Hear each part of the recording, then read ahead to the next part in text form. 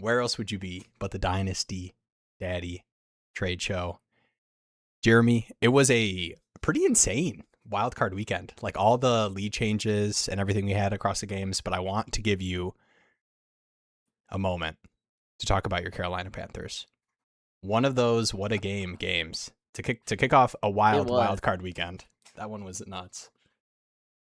Well, like, just to kind of set the stage, I had no expectations. Y'all have watched me. I'm a Panthers hater through and through. So I was expecting good. Like I was like, hey, we made it. That's a win. We're playing with house money. And the entire game, I felt that way until about that blocked punt late in the second half. And I was like, all of a sudden, I'm like, the game is all of a sudden shorter. All it takes is 1 or 2 plays, and all of a sudden we wrapped up a first playoff win in 10 years. And that's what got me, because I got hope. I remember I was in the bathroom. And I just was thinking to myself, I'm like, wow, like we might be going to the divisional round of the playoffs. Like I had that thought. That was, of course, up by 4 points, feeling decent. And then, like I could go into all the issues, but I think the one big takeaway I had is Jalen Coker is the 2. Like I do not feel like the Panthers need to be using a high pick on a wide receiver. I feel confident rolling in with Coker. Now, if it is a Sadiq Bey, as we call him on the show, Sadiq Bey, but a Kenyon Sadiq, or like maybe a pass catching tight end, I'd be open to that. But I think Jalen Coker is someone that you can slot in. I mean, he had 9 receptions, 130 something yards, and a touchdown.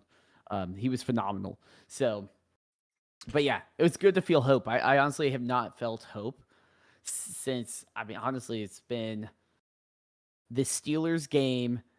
It was a Monday night. Cam Newton 6-2 against the Steelers. He was front runner for MVP. Everything was looking great, and he got hit by TJ Watt. And that was the last time I truly had hope of like this team could do something, make some noise. Do I think this team is good? No, but they did have a chance to make some noise. They didn't have to go out with a whimper like Owens Steelers. They actually put up a lot of fight, which I respect that. That man, I was gonna, I was heading into, the fantasy season is over. Obviously, we're in playoff mode and super small, limited sample size, but the playoffs, are kind of, I think as far as like small sample size goes for teams, I think you can kind of glean and learn a lot. And I think a lot of impactful things happened this weekend, not just Panthers focus, because we could talk about Rico Dowdle and that situation there. I don't know if you saw him quote tweeting. His quote tweeting like advanced statistics and whatever. And it like doesn't. He brought out R plot to make some diagrams. And it didn't look like it wasn't. I think he was trying to. It wasn't great. He was trying to explain like the yards before contact, like being low for the final stretch of the season, where he obviously fell off a little bit from the crazy run he had without Chuba. But yeah, did not look great. But, I'm thinking specifically like obviously injury stuff. We got Kittle on the thumbnail, like ACL tear or Achilles tear like this late in the season. Obviously super impactful for next year. Some monster rookie performances. Colston, Loveland with a monster game and a monster end to the season as well. Where's Loveland for you? Dynasty tight end. I think it's even opened up a little bit wider too, considering the Kittle injury as far as like immediate production. Like that is, you have Tucker Kraft also coming back from the ACL tear going into next year. I think for a lot of people, he's tight end 3, to be honest. Yeah, I think I still like Warren a lot, and I think it's tough because obviously like the fall off of Warren production is directly tied to the Colts offense falling apart at the end of the season without Daniel Jones. You've got Phillip Rivers running the show. I think the play action stuff Yeah. that works a lot better for Tyler Warren obviously works way better with Daniel Jones at quarterback than Phillip Rivers, as far as what defenses are doing. But yeah, I think tight end 3. I think he's got to be there. And honestly, too, like, I think more importantly than like tight end 3, the label, we talk about this in terms of the tight end position, but I think the way that he's being used is very much so Trey McBride, Brock Bowers. This is a receiver. Like, this is a slot receiver running routes, but it has the tight end slot designation. Yeah, don't want to guess at the Bears too much, but I think that was a pretty big. No, I agree. I impact. mean, I think both him and Luther Burden, we're starting to see the reason they drafted, right? These are Ben Johnson's guys. They brought them both in. Yeah. Do I like Tyler Warren? I do. But right now, he's tight end. Tyler Warren is tight end 3. Loveland is tight end 4 on Dynasty Daddy and Keep Trade Cut. I think it's just kind of like catching up to the reality of I would way rather have Colston Loveland at this point. Just because all we saw, the only time it worked for the Colts was when Daniel Jones was there. And Daniel Jones isn't coming back anytime soon. And even if he does, like, is he going to be anywhere close to where he was? Loveland, to me, locked into one of the best offenses. They're really starting to click. Caleb Williams is starting to find the generational hype that we saw him get in college. Yeah, especially with that draft capital too. Yeah, I mean, Colston Loveland to me is a lock. The issue is, I don't know if he's a lock like in the Bowers McBride tier yet. Certainly, like, and I think that's I'm like, okay, do I want to take that tight end 3, tight end 4, when I can still get a Kyle Pitts at tight end 10 or Dalton Kincaid at tight end 12 or Juwan Johnson tight end 4? Like, all of a sudden, we could go down this list. Brenton Strange, I mean, I think there's a ton of names. Brenton Strange. I mean, even some of these like older guys that are going to be worth, like, you can't even sell for a second in season of like TJ Hawkinson, Mark Andrews, like Dallas Goedert, even in this early 20s, bottom Dalton teens Schultz. range. Dalton Schultz. I mean, David Njoku. Fannin my tight end 3. Ooh, I like Fannin. Fannin 3. This dismissing, the only thing with, I think in terms of projecting for the future, I think in terms of like offensive situation, obviously you feel much better about the Bears versus the Browns in terms of quarterback situation, coaching. Obviously fired the head coach. We'll probably have a new quarterback for the Browns as well. To me, the main reason that I would not have Fannin tight end 3 versus Loveland, I mean, we're seeing a lot of mocks with like some of the top 3 receivers going to the Browns, like, Carnell Tate's.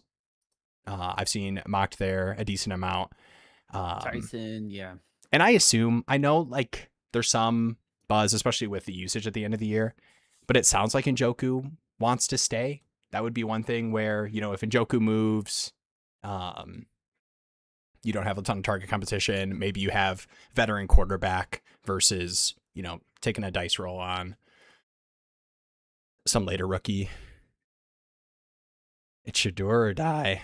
Ooh, man. I think something. I think there'll be a Easy competition. to reiterate is in something that's like obvious when you think about it, but it's like you want to have players in good offenses. It's like, for lack of better terms, like, is there any chance the Browns are going to be good? When Tyler Warren got that elite value, that was because the Colts were surprising everyone and were much better than we thought. The people that took Pittman late and took Alec Pierce and all these guys got a ton of value out of that. Do I think the Browns are going to figure it out? There's probably only one team I'd bet against more than the Browns, and that might be the Jets. So I'm not assuming that. I do like Fannin, and I do think right now he's tight end 7 on Dynasty Daddy and 6 on Keep Trade Cut. I think that's about fair. Like, I think he's exciting. He's a young guy, but I don't think he has the same upside of Loveland. If Loveland continues to stretch into next year, into the fantasy year, he's going to be in the same conversation as Bowers and McBride, being that true, pass catching guy that's consistently putting up 10-something targets Whereas a lot of these other tight ends, they come in and out of the game plan, and that can be frustrating. Yeah. Judy competition, Njoku ain't staying. Yeah, have we heard anything concrete about Njoku? I think like for a lot of people, it makes sense. But I think sometimes in like fantasy perspectives, when we think like a player should move on situationally, a lot of times players are just like, yeah, let's run it back. This is my team, my city. But I think the main thing for me is I think it'll be really interesting come startup season, and we'll see these in some of the mock drafts that we'll do, seeing where the other range of tight ends outside of McBride and Bowers end up going. Because I think the difference between where you will have to take Loveland, Fannin, even like Kraft Laporta versus this lower tier. So to me, it's like, man, if I am leaving the Dynasty mock draft in like a 0.5 or less tight end premium and I miss out on top 3 or 4, I think there's going to be a lot of like trap tight end picks of people reaching for the next range versus, the Juwan Johnsons, Brenton Strange, Dallas Goedert, Hunter Henry, just in terms of like week to week projection. But I do think that Fannin and Loveland, to me, do kind of fall into that range of I've seen enough to at least reasonably project that they have a chance to be like holy Trey McBride, holy Brock Bowers in terms of if the stars align situationally. And the rookies too, man. Like seeing what we've seen. Well, that's the hype as a rookie. That is the hype. Certainly. But Loveland is also very young compared to Warren. Like he's got a couple years on him. I don't know how old Harold Fannin is. And there was 21. He's still very young. The Loveland thing too, and a lot of times, like when I'm so confident in the talent, I don't see this as a detractor, but I see it as a positive. That like ton of Cole Kmet this year as well, and obviously like Loveland was not running the routes and the snap share that we wanted like through the beginning portion of the season. The same thing with Luther Burden as well. So like when I see talented player smash as like the opportunities increase and the offense is getting better, like, oh, gets me going. All right, we do have a tight end trade here. What is up, Beast Nights? What's up, gents? So I took the Kraft trade. LOL. I got Kraft and the 26-202. Give it the 110 this year and the 27-201, which will be the 201. All right, pretty confident in that one. The team must be pretty bad. Do you remember? I'm trying to remember. It sounds like one we probably talked about last week or the previous week. Beast Nights, what's the tight end premium that we're working with here? 201 team is real bad. Yeah, was it that one guy that was no tight end premium in the stream? All right. Last week, the rebuild that needed like open heart surgery. Oh my gosh, yeah. The rebuild that just needed the orphan where it's like give back. Those are the best when we started looking at the rebuild and the orphan that was taken over, and we immediately go into, have we talked about a dispersal draft? Is that on the table? Yeah. The options are leave. What if you get new players on this team that aren't currently on the roster? God bless 2028. All right, so no tight end premium makes this interesting. I know people are pretty down on the class, and I think the late firsts as well. People are feeling pretty strongly. Like I think there's some excitement around the 3-4 receivers, the Mendoza, Jeremiah Love, obviously. I believe too this was a 1 QB league, which would also mean a lot of the high end talent, like the 201, 202, don't, and even the 110 won't have the same amount of value because next year you're expecting Arch and you're expecting a bunch of other quarterbacks. Yeah, for sure. I don't know all of them off the top of my head yet because it's 2027, but yeah, and I think in single quarterback. In single quarterback leagues, I'm definitely more willing, even outside of like analyzing the draft pick, like what the 110 looks like versus super flex. I just am more willing to take shots on potential difference makers. So there's definitely some risk in no tight end premium. But Kraft isn't really like his like upside games aren't necessarily like 7, 8, 9 reception games. Like it's a lot of like huge monster yak plays, touchdown upside. So I think I'm with it. I think late first single quarterback is fair for Kraft. Yeah, I mean, I don't know if this is technically what I would personally do, but I also don't think it's a terrible deal. Just straight up. You lock in your tight end. But I mean, to me, this comes down to if I am doing a deal like this, I'm going to go extra thin at the tight end room and say, okay, I mean, I traded, the 110 for Kraft, so I'm going to use him as many times as I can. I just feel like, to me, I'm like, can that 110 get me a running back or something like that? That probably is going to be more impactful come buys, come injuries, come flex spots, all those things versus Kraft. When, like you said, you get into that range, like if Kraft isn't putting up consistent numbers, you kind of have a bunch of guys. I could go out and get Juwan Johnson and just let him do his thing. And sure, he's not going to score as much, but I don't need him to because I got him for super cheap. Yeah, especially coming off the injury too. I think there's a little is it worth paying that price? Because there's a lot of tight ends, and there's nothing that Will loves more than scrolling down on the Dynasty tight end ranking page to plan out how nasty I'm gonna have my tight end position to be. My tight end position be in my startups. So got Barner, Hawk, Sarratt, Henry still. Dang, and that's kind of like that. That is the tough thing that you were just talking about, Jeremy. Like, I do love Kraft, and post injury, I mean, would not surprise me at all. Obviously still fairly young. How old is Tucker Kraft? 25? Yeah. Would not surprise me at all if we 24, 25. Yeah, if we see him come back and continue to have smash upside weeks. But yeah, if that 110, I'm trying to do 110 math because I'll be full and transparent. I don't play in any Dynasty single quarterback leagues. I have to decide now, I think. Should I do one single quarterback? I'll make it a deeper one so that it's interesting. I'll figure it out. I'll get in one for you, Beast Knights, and all the other single quarterback lovers out there. I guess what would the 110 last year would have been? Single quarterback, you're looking at potentially the tight ends and no tight end premium.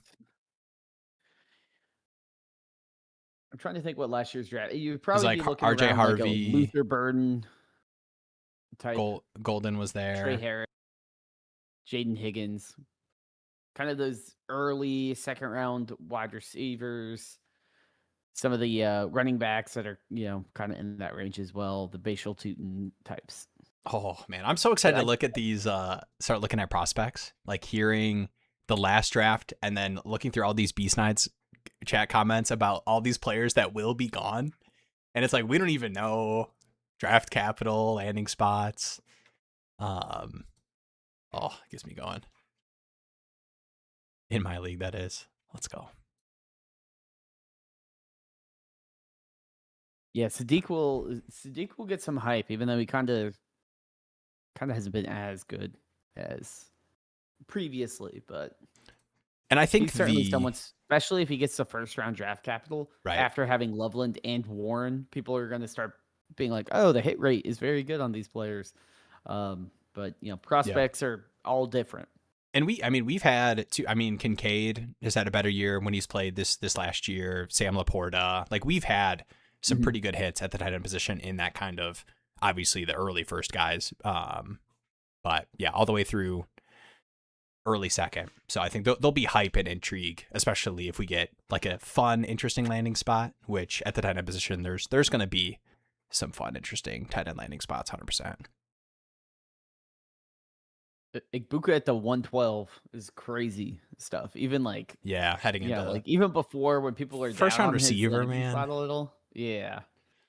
I saw him around the 5, 6, 7 last year.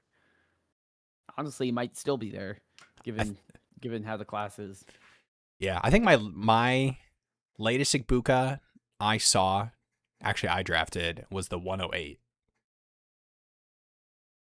Granted, a lot of my rookie drafts were happening closer to the start of the season, so there was a little bit of that buzz. There was some, is Chris Godwin going to start the season on the pup kind of stuff. So that obviously the Jalen McMillan IR kind of opened up the gates. Uncertainty And it's kind of funny because in a way he popped off in such a loud way right out of the gate, and then just went to almost nothing. I know. I'm all right. I'm pretty Egbuka pilled, but even I was not. And it's kind of hard to use the Justin Jefferson comparison, or like ranking area just based off of how the season went for Jefferson. Right. Yeah. But dude, I mean, there was an inflection point where Justin Jefferson owner was like, man, if I can just get a fun enough plus on Egbuka, like I'll do it after like one of the smash weeks or something. Because there's the rookie hype sensation stuff. But I'm still. I got a question for you. I was about to say I'm still willing to buy Egbuka. Is this a buy Egbuka question? Well, no, I was just gonna say. Where is he? Since week 5, how many games did Egbuka have over 10 points? Oof, week 5.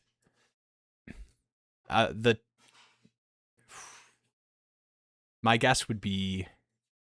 Oh, how many points you give me? 10. Over 10 points. Double-digit points. Since week 5. Man. All right, I'm assuming that the week 5 selection is intentional. I'm going to say 1. Yep, it was 1. Okay. It was week 10. Jeez. That was the last time he had 20 points that 1 week. But week 5 was a big explosion week. He had like 28 points. That was kind of when everyone's like, he can do no wrong. He's the next coming, Mm-hmm. Ohio State wide receivers, you got to lock him in. And then ever since then, everything completely changed in terms of his usage. And I do think he got banged up a little bit. What was it? Yeah. Week 6 or so. He was banged up for like 3 weeks or so. The toughest thing for me, like, I think there's a lot of, you could point to the injury. I think you could point to just like the Baker and Bucs offense passing regression, especially in the second half of the year. Mm-hmm. But I think the hardest thing for me is how much usage Jalen McMillan got immediately coming back. Like, there were a few games. That's the concerning thing. Yeah. There were a few games in a row where he just flat out was running more routes than Egbuka, which was wild, especially with what Egbuka had done earlier in the season and post coming off of IR. But I still believe. Oh, man, the believe in the talent. Everyone take a shot when Will says believe in the talent this Dynasty off season. That's on the Dynasty Daddy live stream. The bingo sheet. Card. What else on the bingo card? There's believe in the talent. I'm trying to cut back on my okay? So ums are still on the bingo card, but I'm cutting back. I'm holding in that I was about to let out right there. I sold Nabers for Egbuka in the 104 back in week 5. I don't think it's terrible now. I mean, no, I like these receivers. Like, you're missing out on Love, but you're getting Egbuka and Tate or something, or Mendoza. All right. I feel might not be even there at this point. He's kind of he's that game of a hot commodity now. Man, if they national championship, good performance, good college football playoffs, he's going to be the 101 talk all through the offseason. I will say he's Matt Ryan. We're talking college football. Yeah, college football. I did shadow drop on the website 2 college football trivia games. Hey, the Wordle and the lineup game. But I was like, I'll sneak it out there. But I'll make a bigger announcement once the national championship is going on.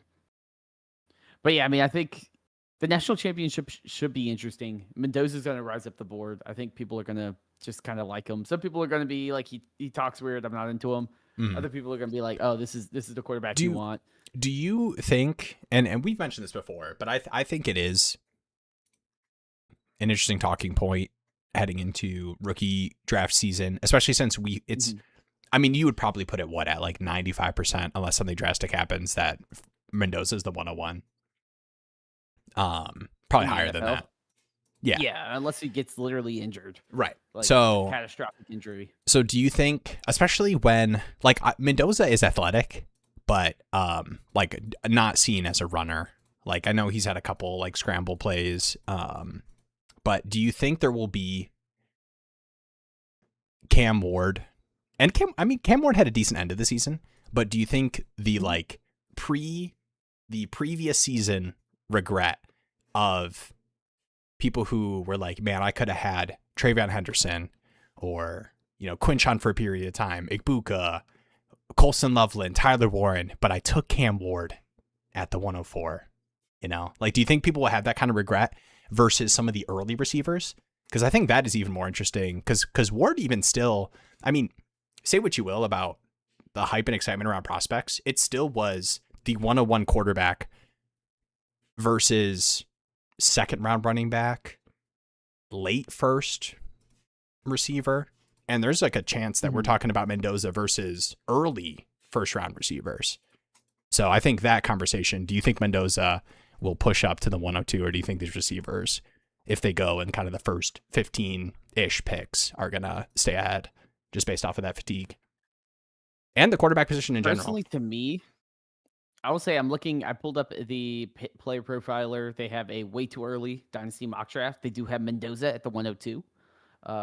Personally, to me, I just feel like he's 105 material is where I'm probably slotting him in. Because like you said, if we do have 3 top half of the first round wide receivers, those prospects are just going to be much more coveted than like last year, where it was a Travis Hunter. It was a Tet that people started crapping on, but still people took Tet. And then you had, the top end of Gene. So to me, I'd be surprised. That I do think it kind of comes down to need, though. If a team is so QB needy and they're just like, this is going to be the guy I want over just another wide receiver, because you can get wide receiver production elsewhere, then sure, I would understand it. But I was curious because we had a question from Freak 1750. He said, who are you guys targeting in the 112-ish? And I was like, this is a little early to know exactly. Especially in that range. Because we know the big names. Like, we know the stars, right? We know the Lemons and the Tysons and the Mendozas. In that range, I was curious some of the names. Yeah. That's why I looked up an article. They have, like, Singleton from Penn State, Elijah Sarratt from Indiana. Like, you're starting to look at some of these early second round, day 2, running back types. Obviously, draft capital is like a huge portion of who we'll end up even talking about in that range.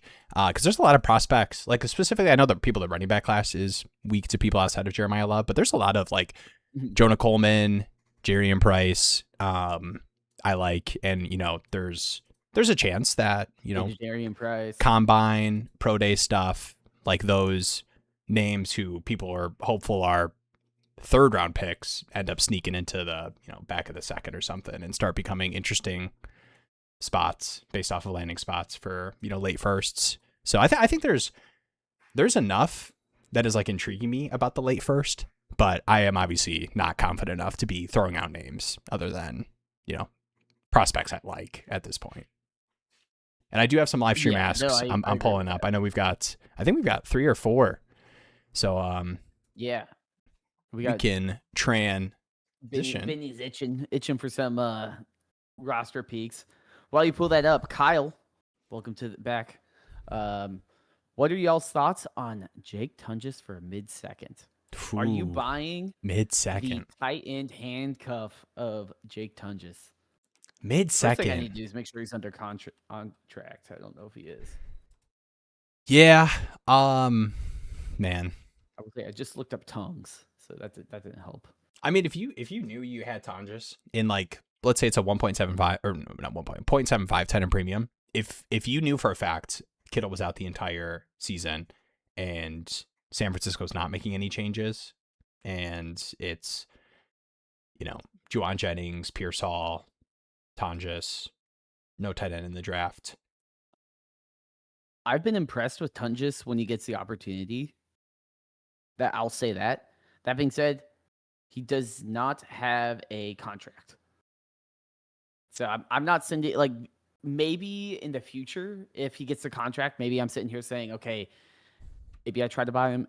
It would have to be a lot though before I'm honestly sending a second, maybe a third type. Especially range. at this point. A second for that, yeah. I mean, I kind of understand like wanting to do these kind of sneaky buys when points aren't being scored, and Tonjes is very much a set range. You're locking into your lineup. This is my tight end for that period of time, for week 1 until whenever Kittle's back. But man, the flexibility of a second and what else I could buy. And I don't know. I mean, do you think you have to pay a second for Tonjes? I don't think so. I'd be very surprised. I do think let me double check. I could see teams wanting to hold for a third and being like, thirds or whatever, like in a start 10 or something. But I a second. I don't know. It would have to be like a crazy tight end premium, but like I see Jaylen Lane in the 302 for Jake Tonjes in the 311. Oh, yeah. David Montgomery for Tonjes and JCM. I like that. Oh, this is interesting. 109 for Jake Tonjes into 202. I would not do that. Move back 5 spots in the draft. Yeah. No tight end premium. Yeah, especially no tight end. There's another one here though. This is interesting. I wonder if it's the same league. It's a 111 for Jake Tonjes into 204. A lot of people want Jake Tonjes. But here's one 309. Right? Denzel Washington in the 407. Yeah, I mean it's kind of tough. I'm saying I'm not going out and buying Tonjes for those prices you're reading off right now, other than the third ones or the David Montgomery JCM one. But in Charlie Daddy, I'm thanking my lucky stars that I have Tonjes in the start 2 tight end, 0.75 tight end premium behind my Kittle. That's a league where you would probably consider it. Oh my gosh, dude! I was right. I traded my first. You remember who I traded my first for in the startup? Colston Loveland, man. Colston Loveland. Traded him away for Tucker Kraft, tore his ACL. Traded Tucker Kraft away for George Kittle, tore his Achilles. It's hard out here, man. It's hard out here. All right. Enough about me. I'm going to start crying. Let me pull up the first live stream ask review. And if you guys are not with it, and by with it, I mean in the Discord, link in the description. This is how we're pulling up these teams. So there's a live stream ask channel. Jeremy does awesome roster reviews as well that are definitely more in depth than we can go through on the stream, since we're only on here for, an hour or so. So definitely check those out. But if you post your team and a pointed question, maybe explaining the format and what you're looking at, what you're looking to do, we can talk through it, like this one here from JDM. Team is first downs and second guesses, finished the season 8-6, lost in the championship to Brindle Crew. Thinking of sitting out the 2026 draft by flipping my second and third for 2027 picks to teams in need of draft capital as draft approaches. If not, we'll take a flyer with the picks. Thank you in advance for the review. I guess just generally, and specifically looking at this team, single quarterback. Are you... and I'm curious about the tight end premium. Oh, Tonjes on waivers. Woo. Sorry, just wanted to shout that out real quick. That's the first portion. Second, you can get a second round. Yeah, you can get a second. I don't see any tight end premium. Single quarterback. 10 team start 8. Super shallow. I do like the idea, especially with this kind of team, like Saquon, James Cook, Chase Brown, Chuba, Hurts, May, Young, also Bryce Young, Jamar Chase, Nabers, Amon-Ra, Burden. Is it J-Mo? Tyler Warren, Tucker Kraft, Dalton Schultz. Like these kind of teams where I feel so good about the starting lineup. I do kind of like the pushing picks to the future just because the player you took at the 209 or whatever, well, I guess it's somebody else's pick, but whatever. The player you took at the 209 is a lot less liquid in most cases than a 2027 second round pick in season when you're trying to move for fill-in running back, Jake Tonjes. Yeah. I mean, are you in the same page? In a vacuum, I would not be like, trade away your second and third. But when you're on a team that is second in overall rank, second in starter value, like this team is loaded for next year. 3 firsts in 27 too. Yeah, adding a random, Nicholas Singleton or whoever is not going to help this team out. I would rather, can I just flip it for a second and a third and 27 or even 28? Some people are stingy about their 27 picks. Let me just get some future picks. So then when, Tyler Warren or Kraft gets injured or something, I can go and just, send a second or send a third for a player that's actually going to hit my lineup instead of me, being desperate and picking a random player that's, I don't know if you picked him, but you got Jalen Royals on here. It's like, is Jalen Royals someone that you want to spend a third on or just re-roll because that third's going to be able to get you next year's Jake Tunges when he's popping off for 20 points a game? I have a quick format question. This is a single quarterback 10-team start 8. Insanely shallow. This team's pretty sick. You have 3 firsts in 2027. How hardcore would you consolidate? Because I'm very tempted to give myself one crazy consolidation move just with 3 2027 firsts. And you've got some appealing assets that you're not starting too with like Luther Burden, JMO. I think if I can get value from May or Hurts, I would also try to do that in 1 QB. I have May and Hurts. Yeah. 10-team start 8 is probably Hurts, really hard to... May you could probably get something. Yeah. There's got to be a team that's like, oh, Drake May. Like, that's interesting. Yeah. All right. Would you talk me out of talking JMD into trying to tack a first onto like Luther Burden or JMO for like a smash receiver to have Chase, Nabers, Amon-Ra, 4th sick receiver with Saquon, James Cook, Chase Brown, and you hold on to 2 firsts? All 27 firsts. I'm going to do that next year. Okay. Heading into next year or mid-season at some point? I don't want to do the Charlie Daddy of I'm going to trade for someone and then they get hurt. Like I need to. That's fair. I need to. If I'm going to use that bullet, I'm going to just say, hey, I'll pay the sticker price of a wide receiver popping off. That's going to help because I'd rather just have the extra security of he doesn't have to play 17 games and not get hurt for me. Do you want to know the main Devontae Adams in the playoffs? Yeah, and maybe this is even I'm blindsiding myself. I got to work on my phrasing. I don't know if that makes any sense. But like format wise, the shallowest league I play in is a 12-team start 9. So in a 10-team start 8, when I saw 8 and 6, I'm like, dude, this team going 8 and 6. Like, what if? Can you imagine having this team and missing out on the playoffs? Like that. To me, that was like, do you make one more push-in move with the 3 firsts you have in 2027? But I think if 6 teams make the playoff in a 10-team start 8, I think your team is 100% in the top 6. So I agree that I might be getting a little too ambitious. I'm with it. I mean, I think it's hard to, like, in a league that's shallower like this, you are right. The volatility impacts things. And if you look at this roster, they probably were starting Jalen Hurts some weeks when he did bad. They're probably starting Saquon Barkley a lot. They probably started Chase. Yeah, you probably got baited by some like Jaden Higgins weeks. Your JMO, Burden. Troy Franklin probably burned your soul. You're playing Chuba on the bad weeks and not playing him on the good weeks. Yeah, Tyler Warren's been inconsistent. Like that's the issue with the shallower leagues is like Tyler Warren in like a deeper league, you're like, whatever. Like he didn't blow up. I can deal with it. In a shallow league, that can sink you. Yeah. So it's a lot more about consistently hitting decent enough marks and having the high week upside than just boom bust. Because a bust really can bring a team down like that. Yeah.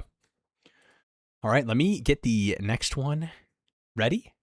But Kyle, this is some fighting words here. Oh dang, wait. Bryce all right, off easily. Here's what I'll say though.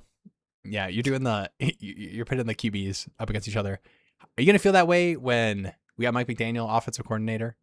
I believe the only team that's gonna be good that he's interviewing for the OC job. He probably should be a head coach somewhere. I'm a McDaniel guy, but this was the question. So some picks on the Bryce side, not necessarily straight up Bryce over Goff. So this is a 12-team Superflex, 4-point passing touchdown. Mhm. Bryce and the 209 and the 212 or Goff. QBs are Caleb, Kyler, Bryce, Brissett, Fields, defending champ. Current picks are the 112, 209, 212, 302, 312. Should I pay the tax to get off the Bryce train? Given your quarterback room, I do agree. Just stick with Bryce because he's at least a guy you can start. I'm not with Kyle here. I'm not going to drink the Bryce Kool-Aid. I like that We're going to get still another year. dozens of y'all. There's dozens of y'all out there. But what I look at here is you got Kyler, Bryce, Brissett, Fields. At least one of those is going to start. Probably you're going to get multiple starts out of multiple of those guys. Yeah. So I'm okay living with Bryce Young if I have a good platoon of other quarterbacks I can plug and play here. Because I could trade for Goff, trade some of my picks, and then I'll still be like, wait a minute, Brissett's throwing the ball 500 times a game. That's way more valuable than Goff. Or Kyler's doing well with, the Raiders or whatever. Not the Raiders, now that they're going to get Mendoza. But you get what I'm saying. Yeah. There's so many different scenarios that can play out. I'd rather not pay the tax yet until it's like, oh, dang, like I don't have any quarterbacks. I need to pay the tax. Yeah. I could see myself doing this deal if it was like a singular second. One as a Lions fan. Wearing the Pistons sweatshirt right now. I will say that is a sick. Thank you.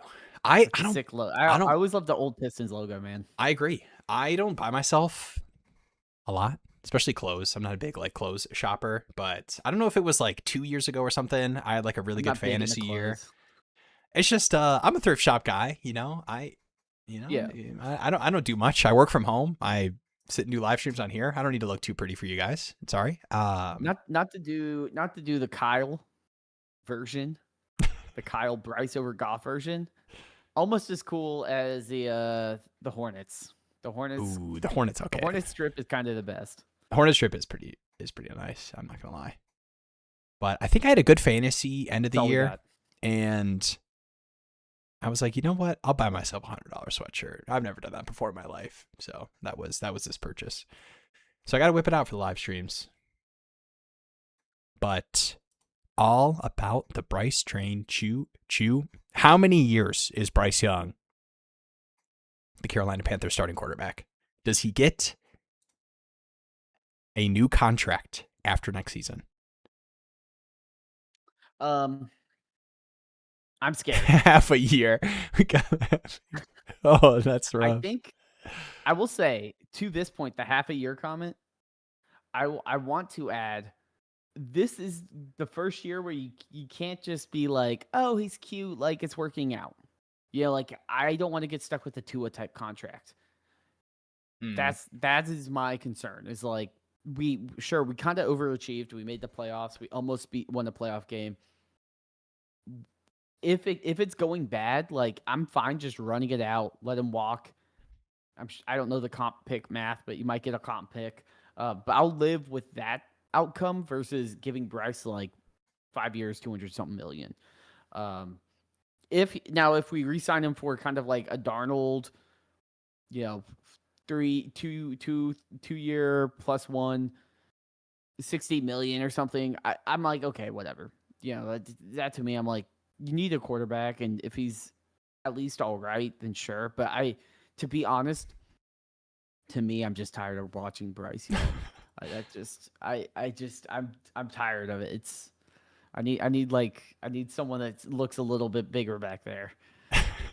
I just cannot wait until the Panthers are having another. I mean, in that division too.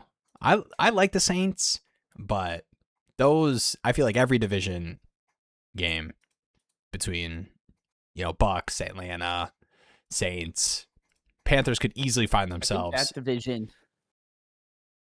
division just had such a hard fall off from the Cam, Matt Ryan, Drew Brees, Jameis Winston, Drew Brees, Tom Brady. Yeah. Tom Brady. Yeah. It's falling off hard. RIT.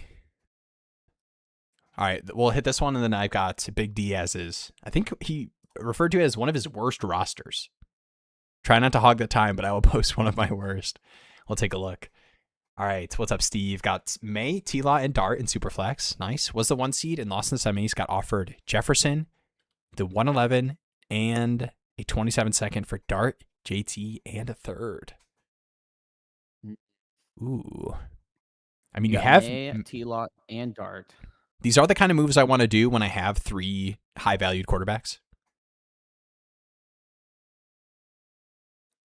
Can we just quick get the 5 big booms in here? What's up, Bindles? The 5 big booms. Boom! Boom! I was not boom! Boom! Jeremy, 1 boom. You get the 5th one. Oh, mid-drink. Okay. He's waiting for my booms. There we go. What happened to them? I don't know, man. I don't know. GM. Guys, go check out Bindles. We are going to draft a best ball team heading into next season. Mark my words. All right. Enough of that. Wait, can we come back to this? I do think, there we go. I do think, I mean, I'm a big, I don't need a third quarterback believer. So May T-Law, and I'm able to move Dart into Justin Jefferson, the 111. The JT part is kind of the tough hangout. JT, that's, this is the thing. Yeah. Like, I think I like the process of trying to tear off of that valuable QB3 or QB2. Yeah. I think I'm giving up a lot here, though. If Jefferson was kind of a locked-in guy, if Jefferson was CD, like in the similar range as far as expectations for the next season, because Dynasty value is a sham. If it was like CD, Amon-Ra. That's like my whole site. No. It's you say it's a sham, and you're in like a deeper level of enlightenment. Remember my whole humble genius thing, where the true process is that nobody knows anything, and that's how you have to play the game. All right. So if it was CD, are you happily doing 111 CD 27-second for Dart, JT, and a third? I don't want to move off of JT, to be honest. Yeah, that's fair. I'd be curious what the running back room looks like. Do a Dart plus. I just feel like JT's production has the chance to be difference maker, and I want to be more. Yeah, am I too wide receiver horny? Less afraid to just move off of last. To me, I feel like even CeeDee Lamb was all right this year. Yeah, it wasn't like Jamar Chase, Puka, Nacua. Like, okay, if it's Puka, yeah, give me Puka. Give me a locked in top 2, top 3. I mean, Puka Chase, JSN, like 7.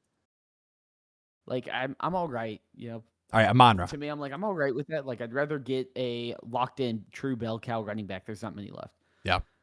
I don't know. I feel like there's more wide receivers I can make do with than a pretty sneaky wide receiver ones. I think they're really good. I think a pretty sneaky way to get into Dart on the other side.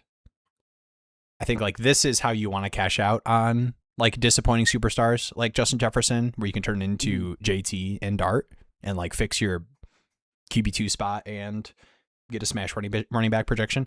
Dude, did we not do the Mike Tomlin thing? I had the image up. I don't think we did. Bam. I've got the thank you. I think I might have flashed this on the screen for like 5 seconds instead of thinking about it. But yeah, any Tomlin takes. I think this is a weird kind of situation where he's stepping down and they potentially could trade him. Like they retain the rights to like Mike Tomlin, the head coach. We could get like a Sean Payton trade type thing. Yeah, but a Sean Payton trade. I would love to see. I don't know. I mean, I a lot of respect for Mike Tomlin. I'm a little bit more excited about more of the like offensive guru head coach vibes. Love my Kellen Moores and my McDaniels, but yeah, any initial thoughts? Perfect hire for like the Giants or someone that's just like, get me a team that can exist, like can be consistent somewhere.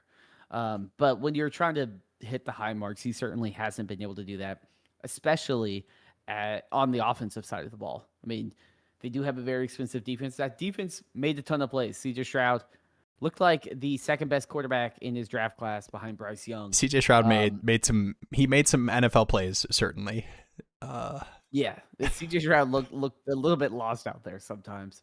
But that offense, even with Aaron Rodgers, who is old, but still not the worst, wasn't able to do anything. Have we heard anything, Rodgers? I know the one post-game interview he was like, I think he referenced Tomlin specifically, where he talked about like, man, when I was playing, you would never be talking about, there would never be any buzz about Tomlin being on the hot seat, like a coach like that. That's, done when he's done.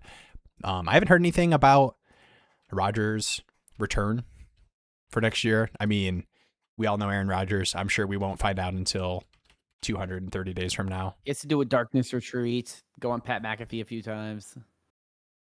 He's got to do the off season. His mysterious wife, apparently. Well, there's a lot going on with we got 12 McAfee shows, and then we'll find out what Rodgers is doing. When Rodgers is going to make his decision on what he's doing. I was trying to look through the chat and see if my guy Owen is in here. All of a sudden his team has some controversy. It doesn't show up. So, lights too bright, just like the Steelers in the wild card. Dang. But I do think Mike Tomlin had kind of the Ben Roethlisberger effect on offense with Antonio Brown and Le'Veon Bell that kind of carried the offense enough to where he got extra years. But after Ben Roethlisberger left, there was so many years of just this bleh offense that I think it's time to go. Like, I don't think he's certainly a very, one of the great coaches of our generation, but sometimes you just got to say, hey, we need to try something else, because having an offense score 6 points and look terrible every single time we get to the playoffs is just not going to work. Yeah. This specific comment, JD McGee, with Mike Tomlin stepping down, Aaron Rodgers and Kenneth Gainwell free agent, will Caleb Johnson be free? I unfortunately would not be surprised at all if we get a Kenneth Gainwell team friendly deal, just with like that. It's intrusive thought.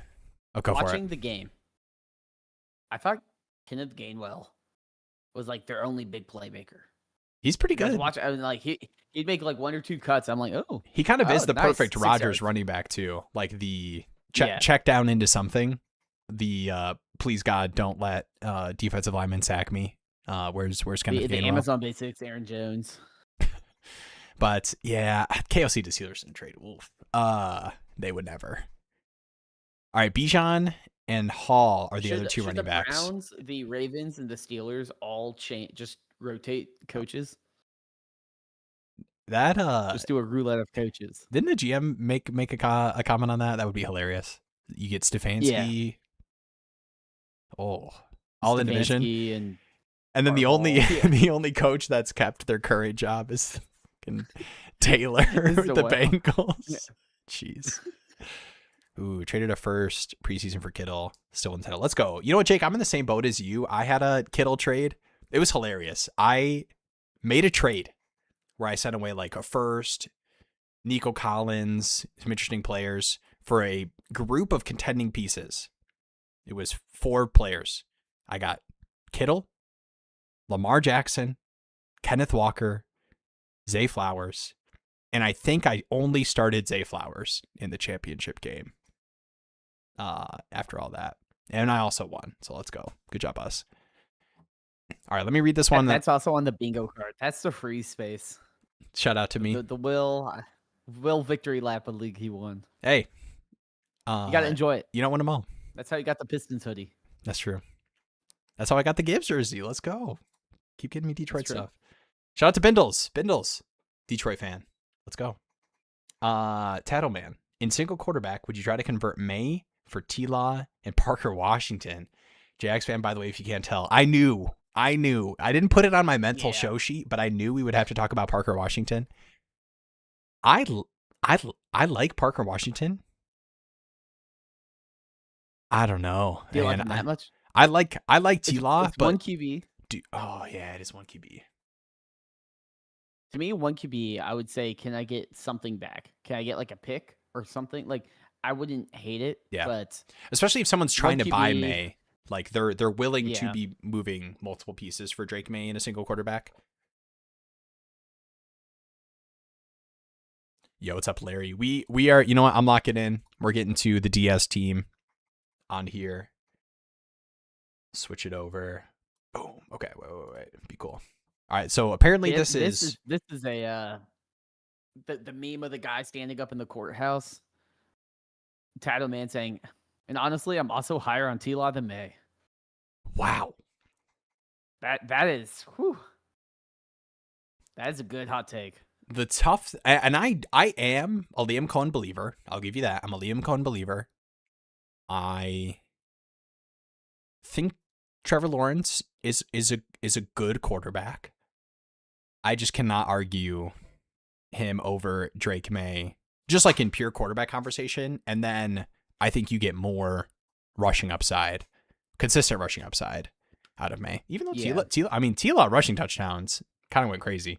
They were even doing some design runs in that Bills game. They all got shut down, but yeah, they if that stays, then maybe I need to have T-Law closer to May. You'll start sneaking up there. All right, we've got the big Diaz cluster puck team. This is 12 by 11, 0.75 in premium. Last year was a runner-up. This year was a cluster puck. I have an offer of the 208 for Pittman. I feel like I should counter. Either way, you can look at this team and see why it just fell apart. Yeah, I mean, the tough Lamar, Jane Daniels, Daniel Jones QB room is brutal to look at in terms of the assets you probably put into that. Bucky being hurt, tough Chuba year, Bowers. I don't need to read off all the sad parts of this team. Christian Watson. Okay, let's go. Some hope. All right, Michael Pittman, 208 on this team, 12 by 11, 0.75 in premium. I'm fine with moving Michael Pittman for like early-ish second type value. Do you want to on this team for the 208? What would the counter be? So can I?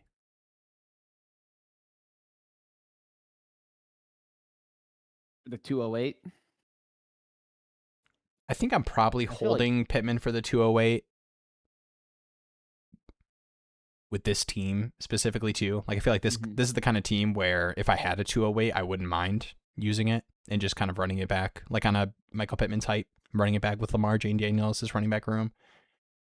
Brock Bowers healthy. Do we know the Diaz? If you're in the chat, do we know the other team?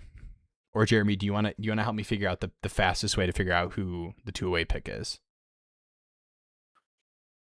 I don't think it doesn't. I don't think the draft. Once the draft order is set, the site will update with what the picks are. Let's see. I would assume it is. Nope, not that team because they don't even have a pick. Well, it's probably their pick. It's probably V. Tomp's pick. Brock Purdy love team. Okay. Brock Purdy love team. So it's the orphan team. They're probably 19-9. So this pick is the 208. That's pretty good. This is a very interesting. This is an interesting team to be buying Michael Pittman for the 208 with Pickens, T. Higgins, Waddle, Shakir, Godwin, Dubs. Yeah.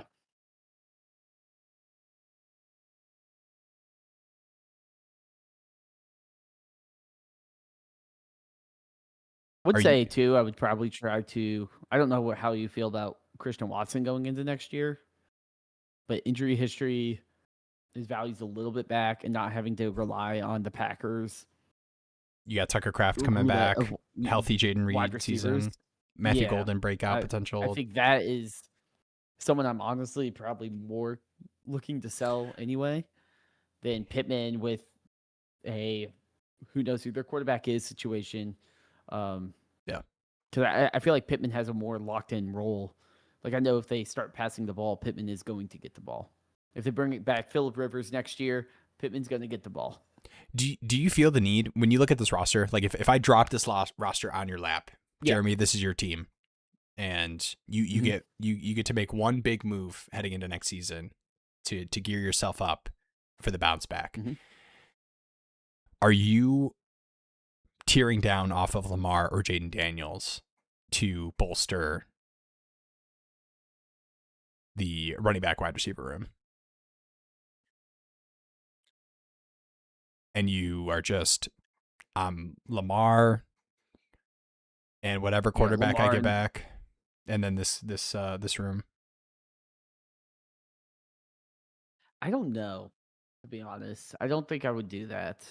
I don't want to fall into the trap of what happened this last year in terms of expectations for like the high end quarterbacks. Like obviously we didn't get difference making consistent seasons from Lamar or Jaden Daniels, and I got a Josh Allen, Jaden Daniels. I got some Lamar Jackson, Jaden Daniels QB rooms that were pretty decently constructed around them that, barely made the playoffs and lost in the first round. But I think okay, so it is a bonus tight end 0.75. 0.75. Yeah.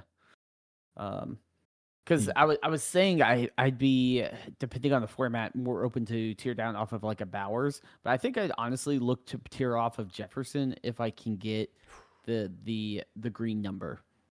Because if I can just get guys, then I'm fine, right? If I can find someone that's like, yeah, I believe, or like a rebuilder, I can wait out one or two, bad years of Jefferson, because we know the talent is good. But to me, I feel more confident doing that. I think maybe Lamar Jackson if I had to move someone, but I just feel like the sentiment is down on him to begin with. And with not having any 26 picks to kind of refuel this team with some youth, I'd be looking to say, hey, can I split Jefferson into just some decent wide receivers or some sort of, can I just split them into multiple starters? And then look to kind of move off of the Watsons, the Pittmans. I can't always hit on these types of players. If I can, again, get the number next to their name and value, whether it's in picks or something, like if I can tear down off of Pittman and get, I don't know. I see Shaheed, he's on your team, but like a Shaheed or Jerry Jeudy in a third. It's like Jerry Jeudy might outscore Michael Pittman next year. I know everyone hates him. I posted a trade with Jerry Jeudy on the Reddit. Everyone's like, dude, no one wants Jeudy. And I'm like, well, this trade did happen. So someone did trade for Jeudy. So those are the types of guys I'd be more inclined to, I'm scared to kind of sell my depth right now, but I can't feel good going into next season being like, yeah, Christian Watson is locked into my starting lineup right now. Yeah. I mean, we're very early, obviously. The season literally just ended, but I do think that with these kind of rosters, you want to be realistic about what you can even do and what will change with this roster heading into next season, especially when you don't have a first or a second in this draft. You just have 2/3. Mm-hmm. So that's kind of why I opened up the can of worms of tearing down from one of these quarterbacks. I think tearing down from Jefferson. Because the thing with like tearing down from Jefferson too is having elite projection at quarterback and tight end. Like you almost, especially with how Jefferson performed this season, if they run it back with JJ. So, I mean, maybe you kind of wait a little bit in the offseason. I don't feel like I have to do it. The quickest sells to me would be moving out for Christian Watson, because I feel like I can even just start Mark Andrews or someone if I need to in the tight end premium over some gross wide receiver 3s, wide receiver 4s that some people may believe in. I'm more inclined to get off of those guys and make my bets for next year. Let's give do you have one counter for the Michael Pittman guy? In the 208? So Michael Pittman for the 208 is what came into the inbox. If you're countering to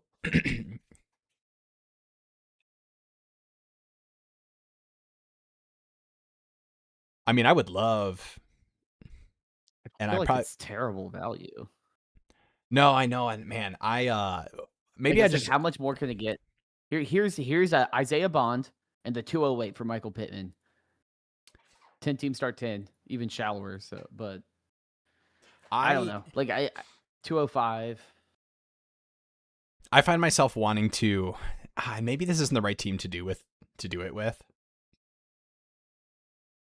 But turning Lamar or Jaden Daniels, I'm trying to find a way. I'm not doing that now.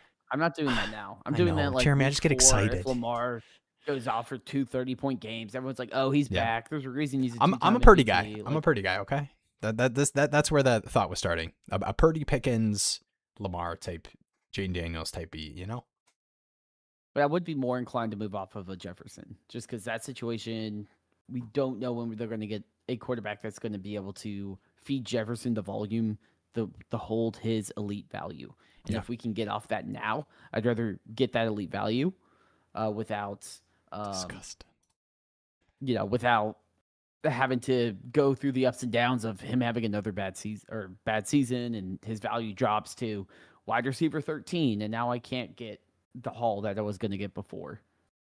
Is this the kind of team where you would take upside wide receiver in a first for JJ, like a Burden or okay, Burden the first, especially if you can turn that first, because you can turn that first into immediately impacting your lineup. You have elite projection at tight end and quarterback, and you're filling out depth in the receiver room, and it gives you more flexibility to move off of the Watsons like you had said, or do the Michael Pittman for a second and something type of deal. I want to cash out on the Watson for sure. And I'd like to be able to have the flexibility to cash out on Pittman as well. Just because guys in those range, like, they're not going up. And realistically, they're going down, and no one's going to like them. You know what? You know who Michael Pittman is going to be in 2 years? Calvin Ridley. And what are you going to get for Calvin Ridley now? Nothing. I liked Calvin Ridley this year. This is one of those windows where you can flip them, even if it's just like a third and Shaheed or a third and Judy or a third and Diggs. Like, it's probably better to just do that and bank the extra value than make a convicted bet on a player that could just go to dust. Yeah. Like, I don't want to do that. I'd rather have a bet and be like, oh, wide receiver 1 turned into Justin Jefferson this year. Well, it's like I can still sell him for something. I just don't want to make bets that could go to dust because I've done that before. Shouts to Deontay Johnson. And that hurts. That hurts more than trading away all your players for like some superstar. Did he say Reddit Big B? Yes, he did. Check out the Dynasty Daddy Reddit. Calvin Ridley. Oh, man. I've been trying to post more on there. I will say Reddit can be a little mean sometimes, especially when you're cross posting. But they engage. They're a lot of social media is like, you send it in the void. And you're like, I'll see you later. But Reddit, I'll open up Reddit and I'll have like 20 comments of like arguing about Brian Thomas Jr. or something. So oh, geez, it's a fun community. We're about to have 1,000 members in the Dynasty Daddy subreddit. We hit JDM. Did we hit Mr. Sport? I want to make sure we don't skip Mr. Sport. Mr. Sports. How could I? I got you, Mr. Sports. Actually, Jeremy's got you, but I am stepping in to also got you.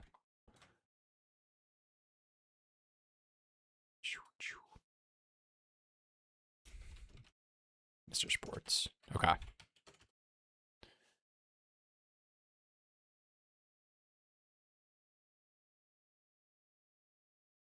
Okay. Jeremy, tell like a joke or something. Oh shoot! Mom, getting this ready. I didn't do open mic nice. Say something funny. That's the classic. Mr. Sports, who are you? Reddit is a cesspool. Yeah. Oh, Ashton. Reddit's tough. Reddit is you gotta cut your teeth there. But I will say that's where I first posted my site and actually got traction because people do whatever you post on Reddit, people will read. So you just got to make sure it's good. That being said, a lot of times you can post something and people are like, "Are you advertising?" And I'm like, "Well, I made this. Like, look at it." So it's a. I do get stressed whenever I post on Reddit. I pace around a little bit. All right. I will say enough Jake Jeremy therapy. Said T-Law is a major sell right now. This is in response to the T-Law over May. He said if they run him that much, can't forget his injury history. Plus, team is going to adjust to tendencies next year. Yeah, Do you agree with that? I think Here's what I'll say. Especially at the quarterback position, I will never, and I mean ever, use a quarterback running more as a reason for me not to want them or a reason for them to be a sell. I'm not going to say that the point is like totally invalid, but I just like quarterback run more equals fantasy points in my humble genius brain. In your mind. Yeah.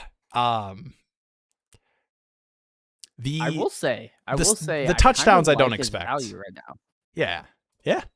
Like I thought he'd be higher, especially at the end of the season. If he had to guess, might be. Where would he be? Where would he be on Keep Trade Cut or Dynasty Daddy? They're pretty similar. So I'm trying to think. Start of the season, I'm kind of going back to startups. He was kind of going in that 4th, 5th ish round range, and that was just heading into. He's probably QB 16? Where's he at? 14 on 14. Dynasty Daddy. Okay. And he's 17 on Keep Trade Cut. Okay. But some of the names around him, I'm like, yeah, give me 2 names. Right next to him. CJ Stroud, Jordan Love, Dak Prescott. Okay.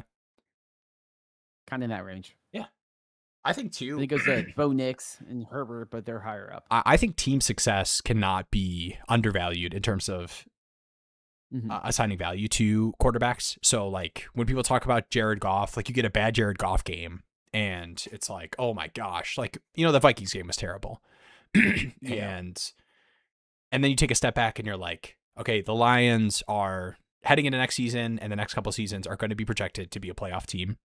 2, they're in terms of just pure offense, like top ranked scoring offense. And so I'm doing the Lions thing right now and like gassing up Jared Goff, but I'm just relating it to if you believe in the Jags, playoff team, 3 seed this year, and T-Law is going to continue to, rest of his contract. This is going to be a playoff team. He's probably going to re-sign there. Like teams just don't give up on good quarterbacks, even if you don't think they are elite. So for all the bad T-Law throws, if the Jags are making the playoffs next year, I have for the next couple of years, I have no T-Law fears. I will say Big Diaz wants a TLDR on the advice.